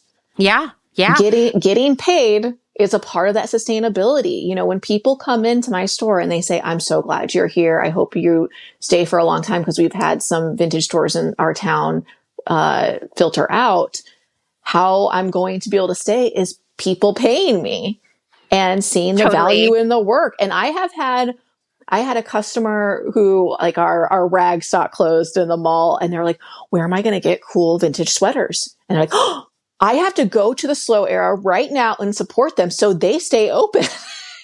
Seriously. I think that is like, it's so important for us to understand that things like this stay around when we show up for them. And when we don't show up for them, they go away. And I have been yelling at people for years that they need to get paid for their work. Okay? Like, even when I particularly wasn't getting paid for my work. I mean, you remember in Small Biz Big Pick, I was like, you all need to plan a business that pays you for your work, because otherwise you're going to go away. Mm-hmm. That is the fact. And a lot of the small businesses we've seen close over the past few years, it has been more that lack of financial sustainability than their desire to run their business or the desire of people to support that business. In fact, when I'm teaching people, I tell them, like, listen, our goal here is sustainability. Yes, of course, environmental sustainability, ethical sustainability, but also financial sustainability, emotional sustainability, creative sustainability, and of course, physical sustainability. And often how we achieve the emotional, creative, and physical sustainability is through financial sustainability. And that means getting paid for our work. And I'm going to tell you, every time I teach a class, or I've posted about this on social media, and I'm sure you see this too, Malena, back when Small Biz Big Pick was still around, every time we posted about people paying themselves, people would show up in the comments to say this. Well, I intentionally keep my prices super low so they're accessible, and I don't get paid for my work, but it's just a sacrifice I make for my community. Oh, really? Okay, well then either you have some other financial safety net, which is maybe your partner makes a lot of money, or you have a trust fund, fine. But like, for the rest of us, that's not an option. And like, we need to charge prices that ensure that we can get paid for our work so that we can see doctors and pay rent and have food and take care of ourselves and our families. And like no one wins when we martyr ourselves by working for free.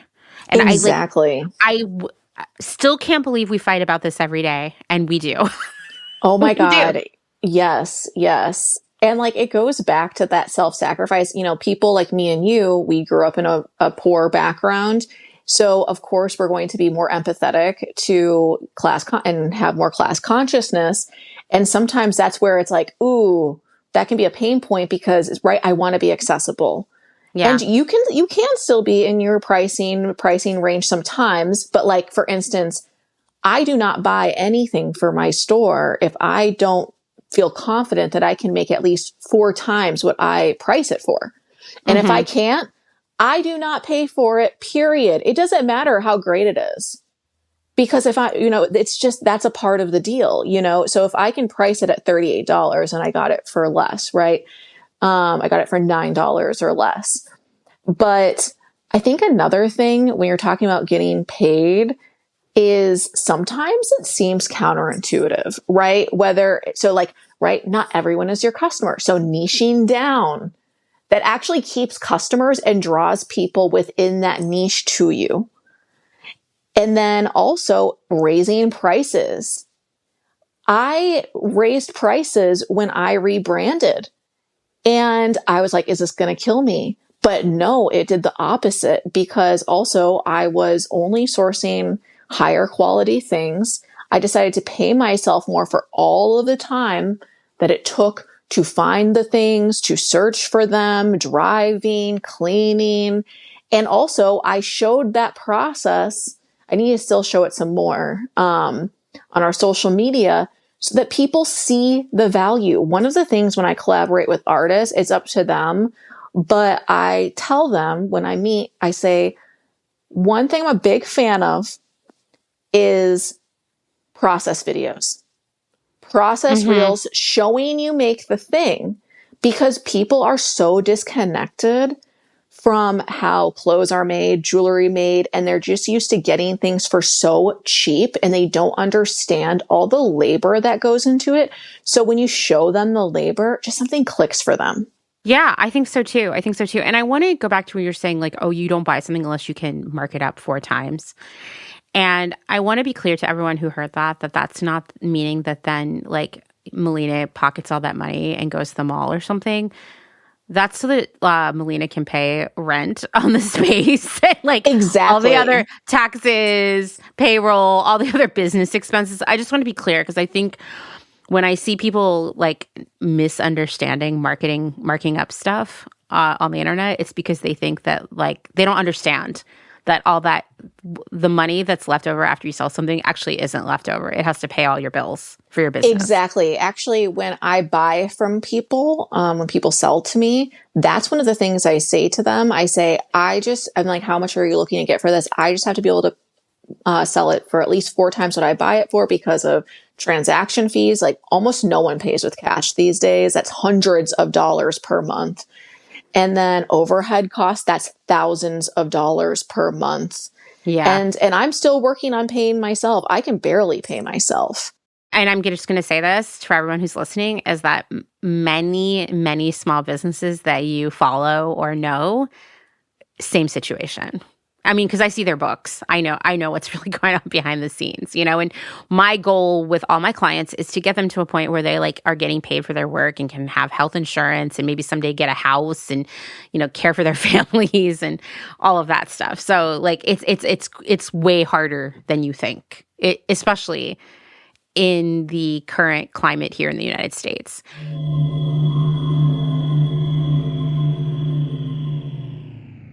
Let's take a moment to thank some of the incredible small businesses who keep Clotheshorse going via their generous Patreon support. Slow Fashion Academy is a size-inclusive sewing and pattern-making studio based in Philadelphia, Pennsylvania. Designer and fashion professor Ruby Gertz teaches workshops for hobbyists and aspiring designers so that anyone can learn the foundational skills of making, mending, and altering their own clothes. Several times per year, Ruby offers her flagship Sloper workshop, an in-person 2-day pattern-making retreat where you will learn how to drape a set of basic block patterns that capture your unique shape and proportions. You can also use these basic block or sloper patterns as a foundation for infinite styles of garments that are custom made to your body's one-of-a-kind contours. Or compare your sloper to commercial patterns to see where you might need to alter the shape. No more guessing at full bust, flat seam, or sway back adjustments. Start with a foundation that fits. Ruby also provides professional design and pattern making services to emerging slow fashion brands and occasionally takes commissions for custom garments and costume pieces. She has also released several PDF sewing patterns for original designs under her brands Spokes and Stitches and Starling Petite Plus. I just want to also add here on a personal note that right now Ruby is actually working with me to create a one-of-a-kind, unique to me special dress that I will be wearing for all future Clotheshorse events, including live episodes later this year in the Pacific Northwest. I am so excited to work with Ruby because she is so talented and so knowledgeable about all things clothing creation. Check out the schedule for upcoming workshops, download PDF sewing patterns, and learn about additional sewing and design services at www.slowfashion.academy. And it's important for me to tell you that that's slowfashion.academy. Selena Sanders, a social impact brand that specializes in upcycle clothing using only reclaimed, vintage, or thrifted materials from tea towels, linens, blankets, and quilts. Sustainably crafted in Los Angeles, each piece is designed to last in one's closet for generations to come. Maximum style, minimal carbon footprint. Republica Unicornia Yarns, handmade yarn and notions for the color obsessed. Made with love and some swearing in fabulous Atlanta, Georgia by head yarn wench Kathleen. Get ready for rainbows with a side of giving a damn. Republica Unicornia is all about making your own magic using small batch, responsibly sourced, hand-dyed yarns and thoughtfully made notions. Slow fashion all the way down and discover the joy of creating your very own beautiful hand-knit, crocheted, or woven pieces. Find us on Instagram at Republica_Unicornia_yarns and at www.republicaunicornia.com. Cute Little Ruin is an online shop dedicated to providing quality vintage and secondhand clothing, vinyl, and home items in a wide range of styles and price points. If it's ethical and legal, we try to find a home for it. Vintage style with progressive values. Find us on Instagram at Cute Little Ruin. Deco Denim is a startup based out of San Francisco, and it sells clothing and accessories that are sustainable, gender fluid, size inclusive, and high quality, made to last for years to come. Deco Denim is trying to change the way you think about buying clothes. Founder Sarah Mattis wants to empower people to ask important questions like, where was this made? Was this garment made ethically? Is this fabric made of plastic? Can this garment be upcycled? And if not, can it be recycled? Sign up at decodenim.com to receive $20 off your first purchase. They promise not to spam you and send out no more than 3 emails a month, with 2 of them surrounding education or a personal note from the founder. Again, that's decodenim.com.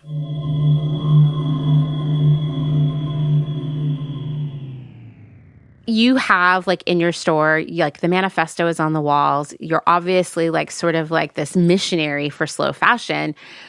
Do you get to like be political in your store and have conversations about like, you know, because slow fashion is political, do you get to have these kinds of intense, like values-driven conversations with customers? All the time. It's actually amazing how often it flows so naturally as well. I think one of the biggest points is when it usually happens is people will ask about selling to us. And then I'll also mention, oh, and some people choose to sell to us because we stain remove, We wash everything and repair things. Some people don't want to donate to a thrift store because they don't feel confident that it will actually go to people who need these things, that it's going to just go into a landfill and pollute the planet. But then also another thing that is, people see the quality of vintage, or older folks will be like, go down memory lane. And the most common entry point to sustainable fashion in the store is usually saying, yeah, they just don't make clothes like they used to, right? Yep. That is such a good conversation starter. Yes. And it doesn't matter if they've thought about sustainable fashion in their life, because it clicks for them. And then same thing with young people, a lot of young people, let's say maybe, 26 and younger, maybe even a little bit older than that. Most of them, especially if they're only buying new, and even if they're thrifting these days, right, do not know real quality. And so they're shopping on Depop and they're like, why is this vintage item $100? But when they are in store and in person or at a market, they can feel it in person, the quality of it, all the little details like engraved buttons, right? Or just like so many little details. Or then they try it on and they see how it fits so well, or it can be altered to fit them perfectly just for their body. And it clicks for them again because they're like, oh, this is why this is $100, even though it's secondhand. Yeah. I mean, and then you can start talking to them about like why clothes are low quality these days, what the impact of that is, like other things that come along with that low value proposition from fast fashion, right? And how fast fashion became the predominant business model, right? And like on and on and on. And like, I love starting conversations that way rather than, oh, I couldn't help but notice you're wearing clothes from SHEIN. What the fuck is wrong with you? Right. That is not productive. It just isn't. Like a shame-based approach is a no-go for, full stop. Period. It doesn't work. Yeah. And I mentioned the like little details and engraved buttons. People will point those things out. And it's another great entry point to be like, yeah, isn't it wild how you can't get that anymore? All of these decisions that have been made along the way for these corporations to profit, like not even putting buttonholes at all, let alone the most boring buttons ever, cutting lining, right? No pockets, all of these decisions that were made just for profitability and to be able to sell things at such a low cost. Yeah. Yeah, totally. And then it's like a whole conversation right there. And do you find that people are usually pretty like receptive to that conversation?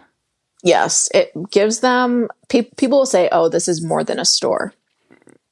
That's we get that a lot. You told me that people really have started to view like the slow era as like a third space, like a safe space in Ames.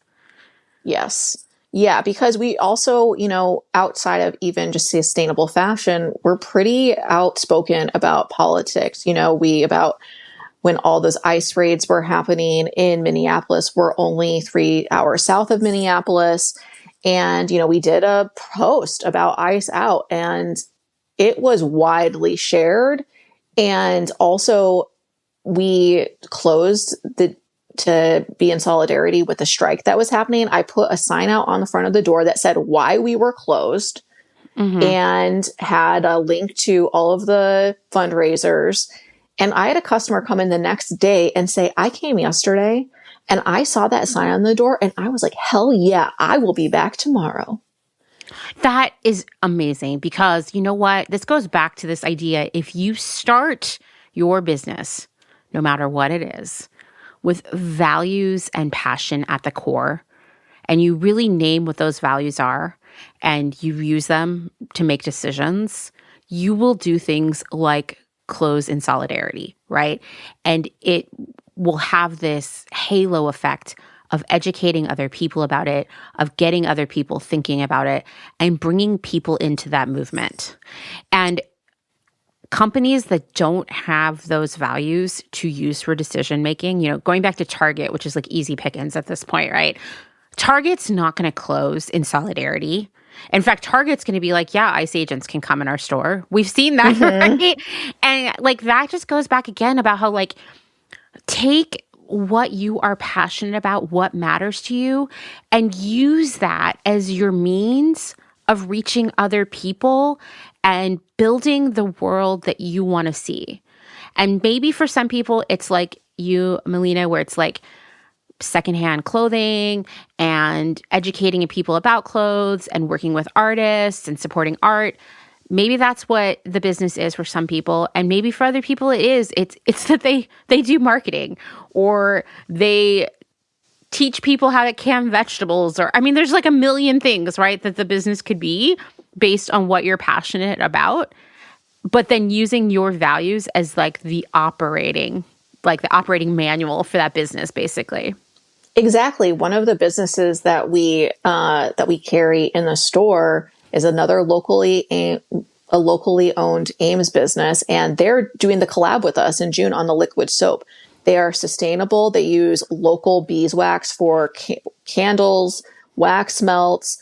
All of their products like are sustainable. So we have in the store some of their homemade lip balms, and the packaging is compostable. And then also you can bring the empty containers, if they're glass, back to us, or we also do tins like for beard balms. And if you bring it to us, we give you a coupon for $2 off your next one.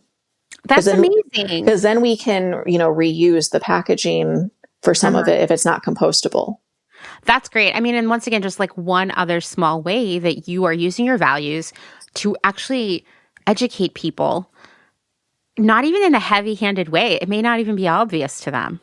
Exactly. And I think that like that's one of the reasons I'm so passionate about small businesses, because small businesses can do these things, make these decisions, connect with their communities in a way that like big business does not. And because small businesses can be so values driven, the net benefit to both like the world at large, but also their customers who buy the things, is significantly higher. Like if, like when we had Dustin's bandmates here last week, we were talking about Campbell's, the soup company, and how like shitty the soup is, like how we used to eat it when we were kids, and now it's like, can't even imagine it. Like it's so gross, even though like I love soup and I eat soup almost every day. And I was like, the thing about Campbell's is it's not like they're like, we were started by a bunch of foodies who just wanted everyone to have access to the best soup. No, they are like, we saw that you can make a lot of money off of putting soup in cans. And that's how the business started. Trust me, I've watched the Foods That Made America that Built America with Dustin. It was like, we could get rich off of putting soup in cans. So wild. And so if like your value isn't even that you're passionate about soup, you're not going to make good soup. And then therefore customers don't get good soup, And I just, that's like a bigger example, but like if you are passionate about doing good things, then your customers even get a better value for the money they give you, even if maybe your prices are higher, and probably are higher than like Walmart or SHEIN or H&M or what have you, because you are actually like a human trying to make a difference, That is what makes people come back.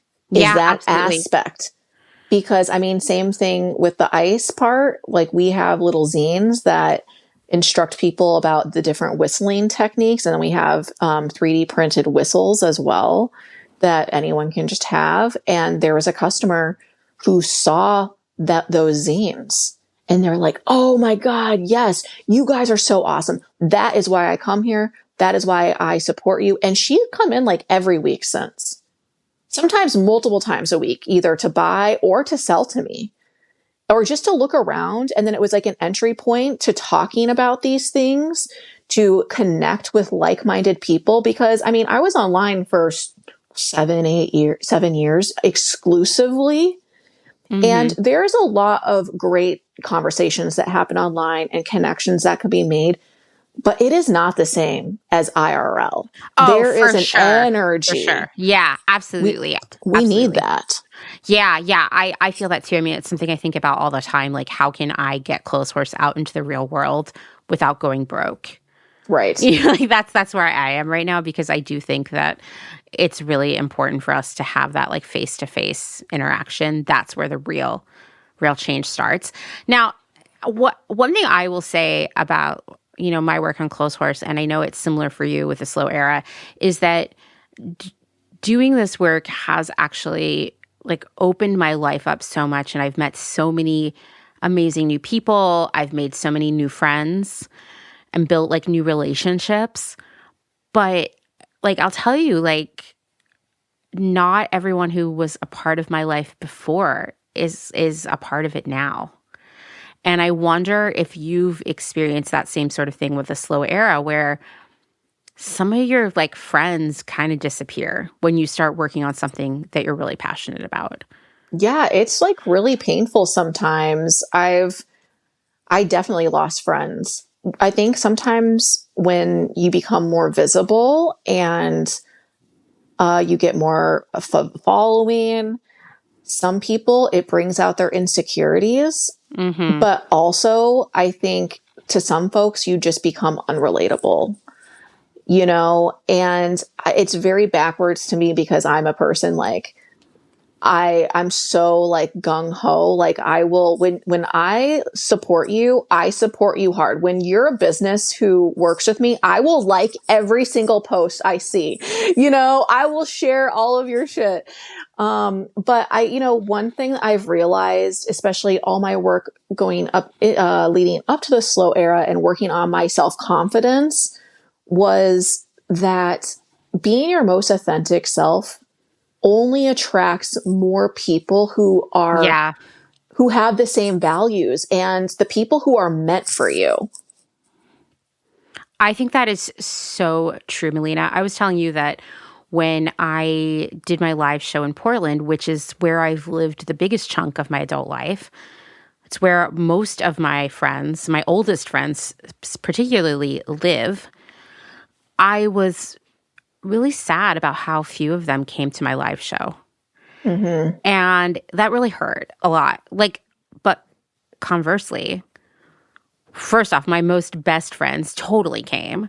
And all these new people who have become a part of my life in the past 6 years of Clotheshorse, which 6 years is a long time, actually. Yeah. Like, if I befriended someone 6 years ago, like they're in, like I can count on them. And all these awesome people came who maybe in a weird way are better friends for me to have.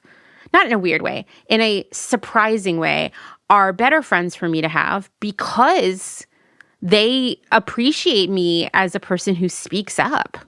Yes. I mean, we need people like that because not everyone is comfortable either.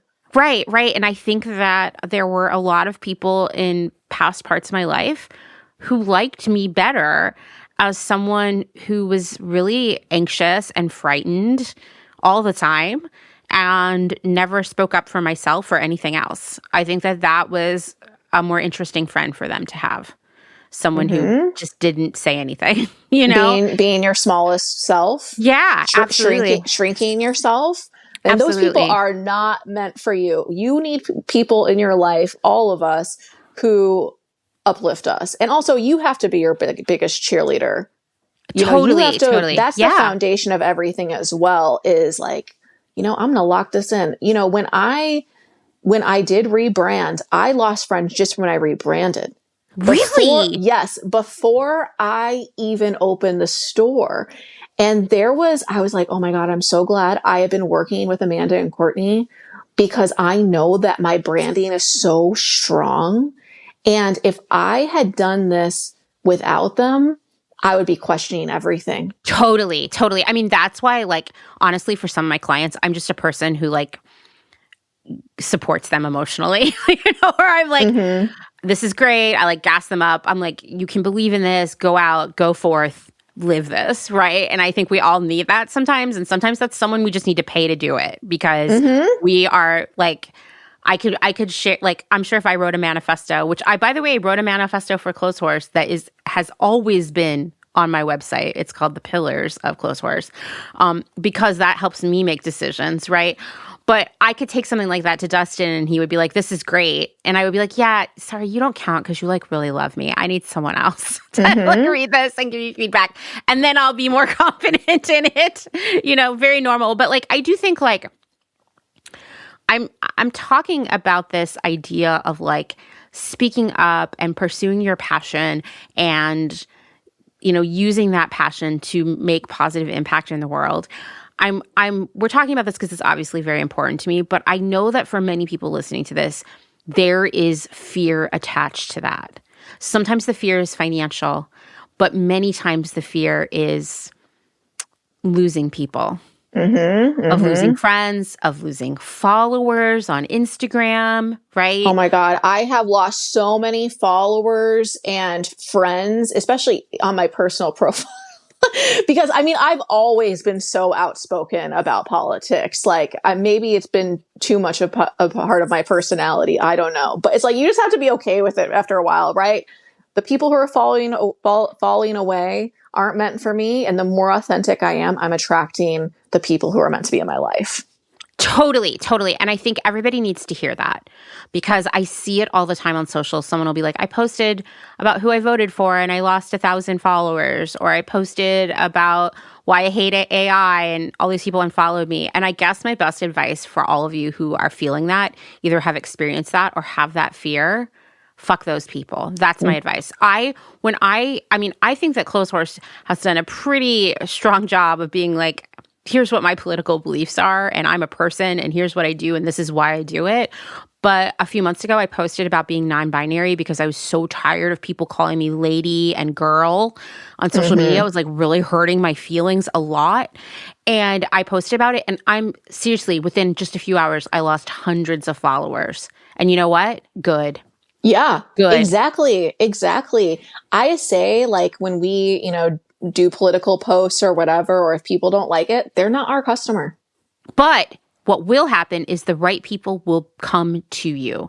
And Yes. I'm going to tell you right now, if we're talking about this from a business perspective, a customer who stops shopping from you or unfollows you because you post about, fuck ICE or something, and they aren't supporting you anymore, they were not a good customer for you in the first place. Exactly. And I'm like, you know nothing about us. Yeah, exactly. The real ones are going to be like, hell yeah, I agree. And they're going to show up over and over again for you. They're going to be a better customer. You're going to get new ones, better ones, people who you can count on. Whereas someone who would unfollow you, that like a person unfollowing me when I'm talking about all of this like fast fashion as like a case study in social justice, basically. Someone unfollowing me because I posted something political or I posted about being non-binary shows me that that person did not believe in any of the shit I was posting anyway. Exactly. They didn't even know who they were supporting. They were just place. Like, I don't know, I like clothes, Right. Or like one post drew them in. And you will have people who are like, no, this is why I'm following you. I actually remember you posted about that on Threads, all the followers you lost. And I saw a comment that said, follow me now. Yeah, exactly. Because it will also draw people in the more you talk about these things, right? That is, people want a narrative. They want something to believe in. People are more aware of all of our money going to these evil corporations and billionaires and are realizing that where their dollar is put matters and is political. And they want to support people who share their values. 100%. They're more likely to come back as well, which we've just mentioned. Yes, like the value. And beyond customers, if you're like, I'm never going to start a business, I just like, I'm afraid to speak out about myself and my values on social media or whatever. I'm going to tell you right now, you probably are going to lose some friends, and that's okay because new friends are going to come your way. I mean, this is what I have learned over and over again in the last 6 years. And I have to tell you that as of now, I have all of these incredible people in my life who are good friends that I can count on, who bring me joy every time I talk to them, that I did not have 6 years ago. Who are genuinely rooting for you in your corner. And how good does that feel? How good does that feel? And I think probably some of you are listening to this and you know that there are people in your life who aren't rooting for you. Because I can tell you the people who disappeared out of my life when I started working on Clotheshorse, like I'm not surprised. There were signs. Yeah, there were signs well before that they always were kind of like shitty to me. Like, I don't know, would like kind of make fun of me a little bit all the time. Or like I had two friends who I remember had stopped following me on Instagram, even though they still hung out with me all all the time because they thought I posted too much on Instagram, which was maybe like twice a week.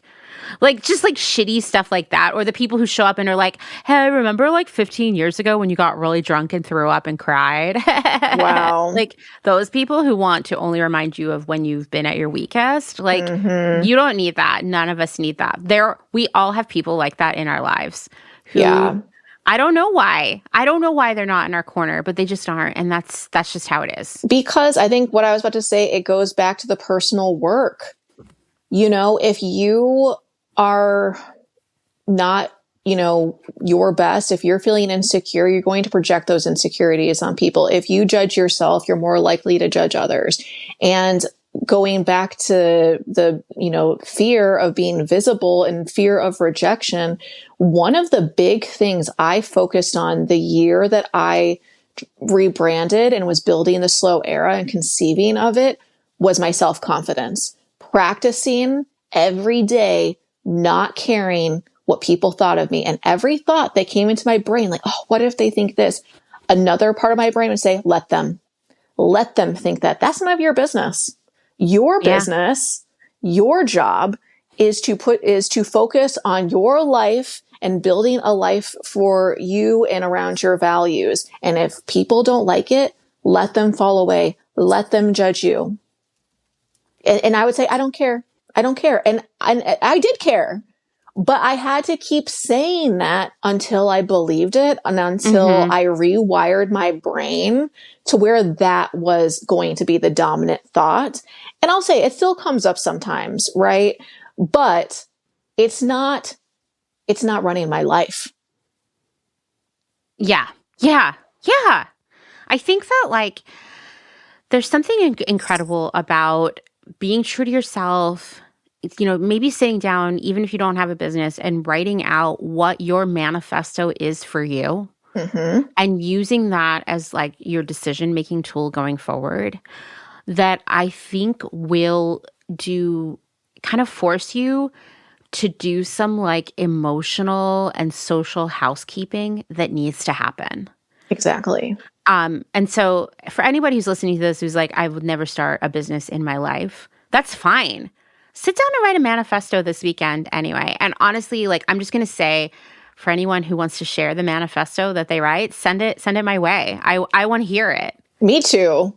Yeah. Maybe I'll like, if I get enough of them, I'll like, I'll do an episode where we talk about it, because I think that we know what we stand for, but like getting it out on paper or into a Google Doc or whatever, like it's life-changing. It honestly. Solidifies things. Is there any final advice, words of wisdom that you have gained over the past 9 years that you would like to share with everyone? I think I've covered most of it in the episode. I think, we were just talking about mindset. And I mean, really what you were doing, some people would call manifesting, like the first step of manifesting. Yeah. I know. But some people, that's their realm. But it's like, but I think at the end of the day, how you view your failures, giving yourself grace, your ability to pivot has to do with your mindset. When it's like, I'm going to do this thing and I'm going to fail sometimes. And, you can't stay in that space where you're just beating yourself up, because that's when you become your own worst enemy. And learn from it, move on, and then also, gosh, don't give your power away to AI, whether it's your brain power, your creative ideas, your skills. We mentioned like, these are the things that make life worth living, literally, like leaning into your creativity. Yeah, I mean, that is like not an overstatement at all. I'm glad that you said that. These are the things that make our life worth living, like solving problems and doing creative things and expressing ourselves, taking what's inside us and putting it out into the world. That's where like so much of the joy in life comes from. Why would we give that to someone else? That's how you build your self-confidence. Yeah. You know what? I think, man, I mean, this could be a whole other episode, but I think I had this light bulb moment when you said that, which is like, perhaps some of our reliance, and when I say our, I don't necessarily mean me and you, I mean like the collective our our reliance or comfort with AI is because we feel a lack of confidence in ourselves. Exactly. Yeah. Exactly. Well, thank you, Malena. This was a delight as always. Thank you. I'm so excited to be here and talk with you, Amanda. And I Yeah. hope that people get something out of it. Yeah, I hope so too. I can't wait to see everybody's manifestos come rolling in. Yeah, how exciting.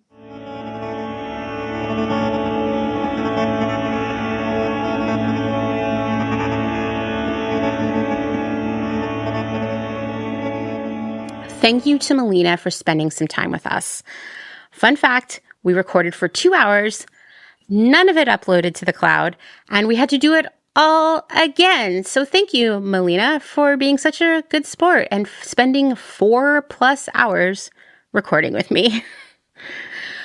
I will share how you can find Malena and the Slow Era in the show notes. Please go give the Slow Era a follow on social media. I hope that Malena's advice and their story is inspiring you to think about how you can take your values and use them to either like open your own business or start your own organization or just make decisions in your own life. Sometimes really difficult decisions, right?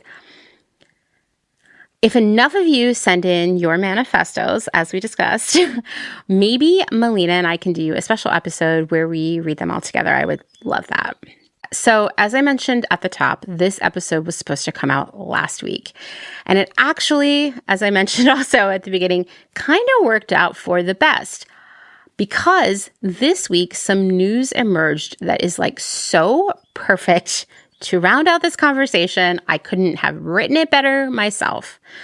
According to a report by journalist Lauren Sherman that was published by Puck, SHEIN is buying Everlane. Now, if you don't know what SHEIN is or you don't know what Everlane is, now is a great time to hit pause and just go do a quick internet search. The long story short is SHEIN, ultra fast fashion brand, really bad news for the planet, for the people, for the customers, for everyone.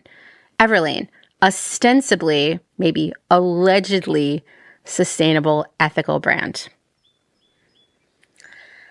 Now, before we continue in the story, I'm just going to say, in the name of transparency and accurate information, I have seen no other official confirmation of this sale. And even like 3 days after this report was first released, there are zillions of posts all over the internet about it, social media, on every platform, other news outlets are picking it up, blah, blah, blah.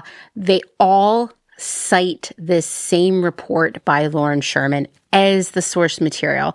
And Lauren Sherman is basically saying an insider familiar with the situation. So this is as much as we know. It could be wrong. We might laugh about this in a few days.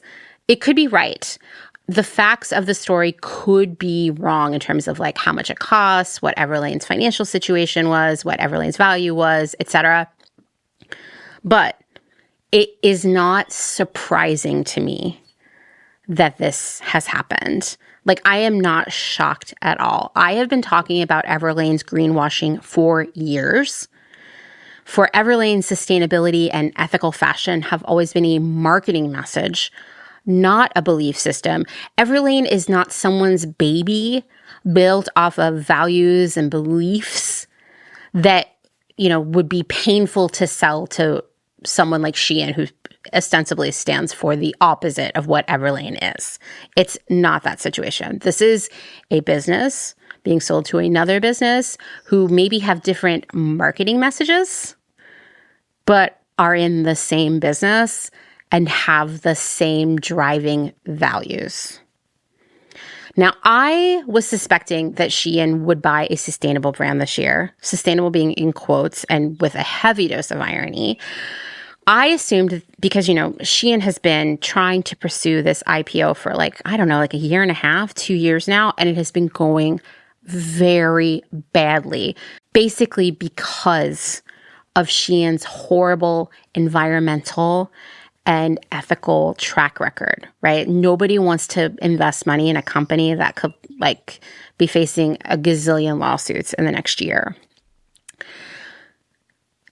I'm sure that Shein is thinking a lot about how to sort of reform the brand image, but I'm sure Shein is also looking at Quince. Now, Quince is 100% a fast fashion brand, but the prices are slightly higher than Shein, and the presentation is ostensibly more premium. I mean, the company even sells caviar for some reason, and allegedly the quality is better, although Reddit tells me otherwise. But at its core, Quince is seen by most people. Trust me, they message me angrily all the time.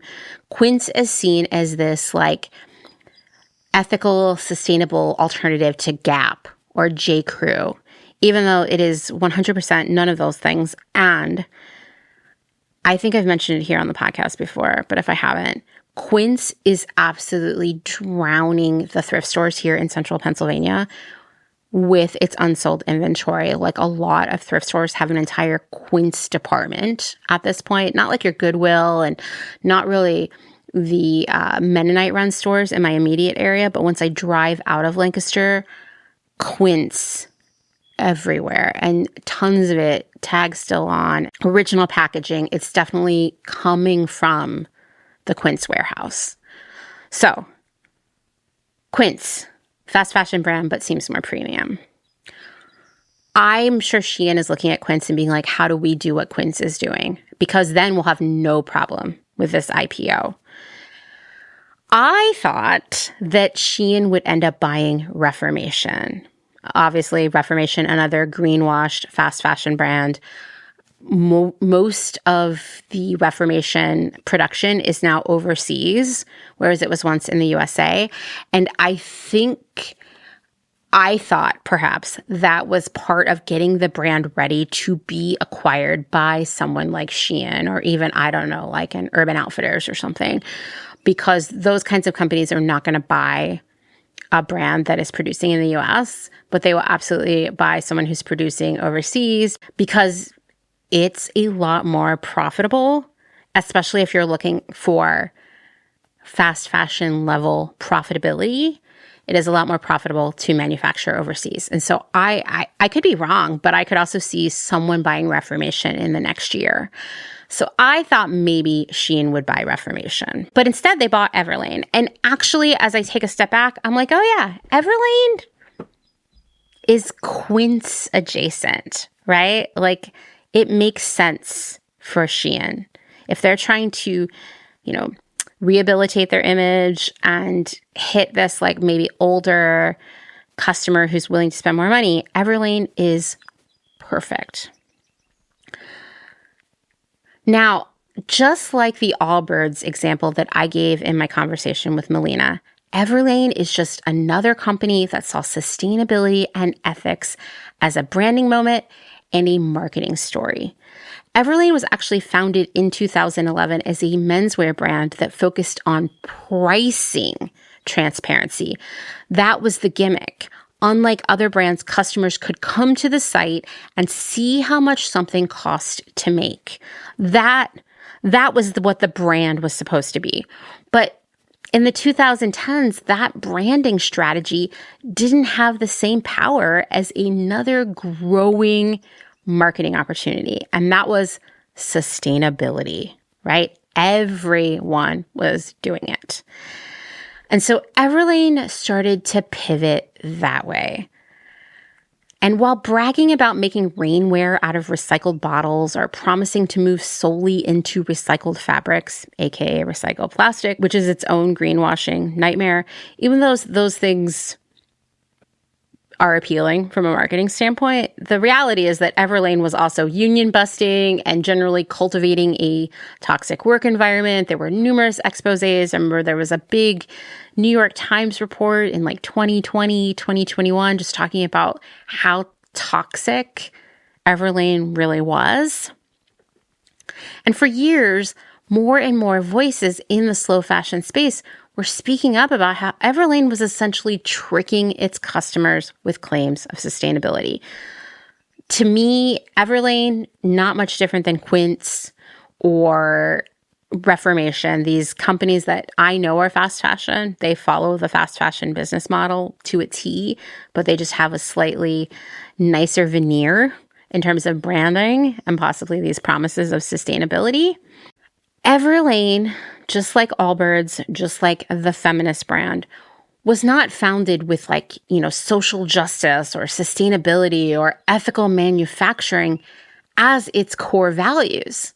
No, its core values were making money, lots of money, growing and growing and growing and becoming profitable. And that's the thing. When you think about it that way, Everlane is a natural fit for SHEIN because they have the same driving core values, no matter what they might say in emails or social media posts. It's growth, it's profitability, and it's growth and profitability at all costs, right? At the end of the day, no one becomes a billionaire from slow fashion or sustainability. And when your real brand values are making money, lots of money, well, you're always going to compromise any commitment to the planet and its people in favor of profits and growth. Conversely, you might prioritize the planet and its people and say, okay, we're deprioritizing growth. Makes perfect sense. You cannot have the kind of growth that Everlane and Allbirds and Quince and Reformation were pitching to investors while maintaining sustainability and ethical manufacturing. It's just how it goes. I'm glad to see that big so-called sustainable brands like Everlane are taking off their masks and revealing themselves as, just another fast fashion brand with better marketing. I'm glad for that because for too long they have controlled the narrative. And this actually clears some space for the real slow fashion activists, brands, and small businesses that are out there doing the hard work of sticking to their ethics and building a better future, because it is not easy. And there are so many small businesses and activists out there, myself included, who, yes, we want to make a living, but we also want to protect workers and create good, safe jobs that pay a living wage. We want to reduce waste. We want to skip plastic. We want to build a true circular economy. We want to fight fascism. We want to care for our communities and our animals and the planet. These are all people who are committed to building a better tomorrow. And that is their driving core value. The future is human, and we get to decide what the future looks like, even if it doesn't feel like that sometimes. I get that, right? I totally get that. Step one is figuring out what matters to us, what that future looks like, putting words to all of it, and remembering those words, those values, that future every time we make a decision. As I mentioned at the beginning when I told you about my disastrous trip, Belle and Sebastian has been a favorite since I was a teenager. And the summer that my partner Ryan died, a few months before Dylan, my kid, was born, I really struggled to find any music that didn't just make my grief even worse. So mostly I listened to gangster rap and Belle and Sebastian. And what a blend.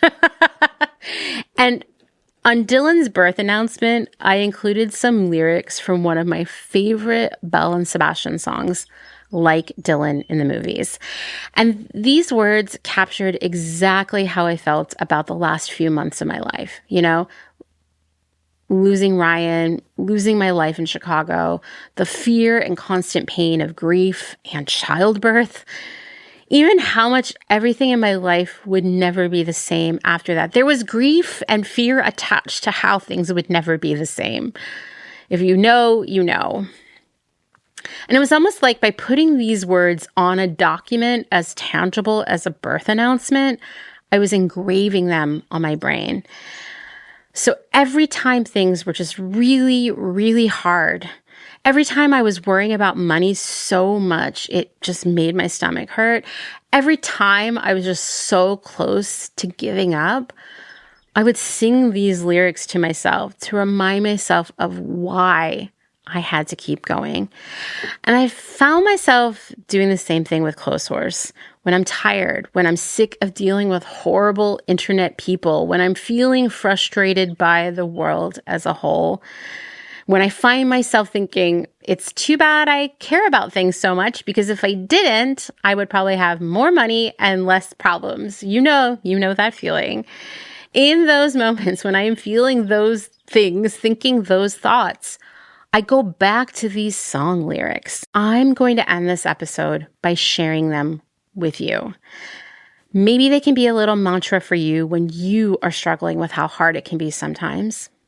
It's not always that hard, but sometimes it is, to just stick to your values and to stand up for what matters. And I'm going to try my hardest to not tear up while I'm reading these, but know that these 4 lines, I have so much of a deep emotional attachment to these words that it will be hard for me to read them without tearing up. But maybe they will get you thinking about your own values and beliefs and why they matter so much to you. Yeah, you're worth the trouble and you're worth the pain. You're worth the worry. I would do the same.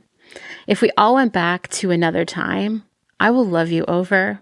I will love you over. I will love you. Thanks for listening to another episode of Clotheshorse, written, researched, edited, hosted, all the things by me, Amanda Lee McCarty. As always, if you liked it, please leave a rating, please leave a review, subscribe, tell your friends, all the things. If you'd like to support my work financially, there are numerous ways you can do that. They're linked in the show notes. They're linked on my website, clotheshorsepodcast.com, and they are in the bio of my profile on every social media platform. Lastly, but of course, never leastly, thank you to my other half, Mr. Dustin Travis White, for really taking good care of me in Mexico City, and of course, for our music and our audio support. Bye!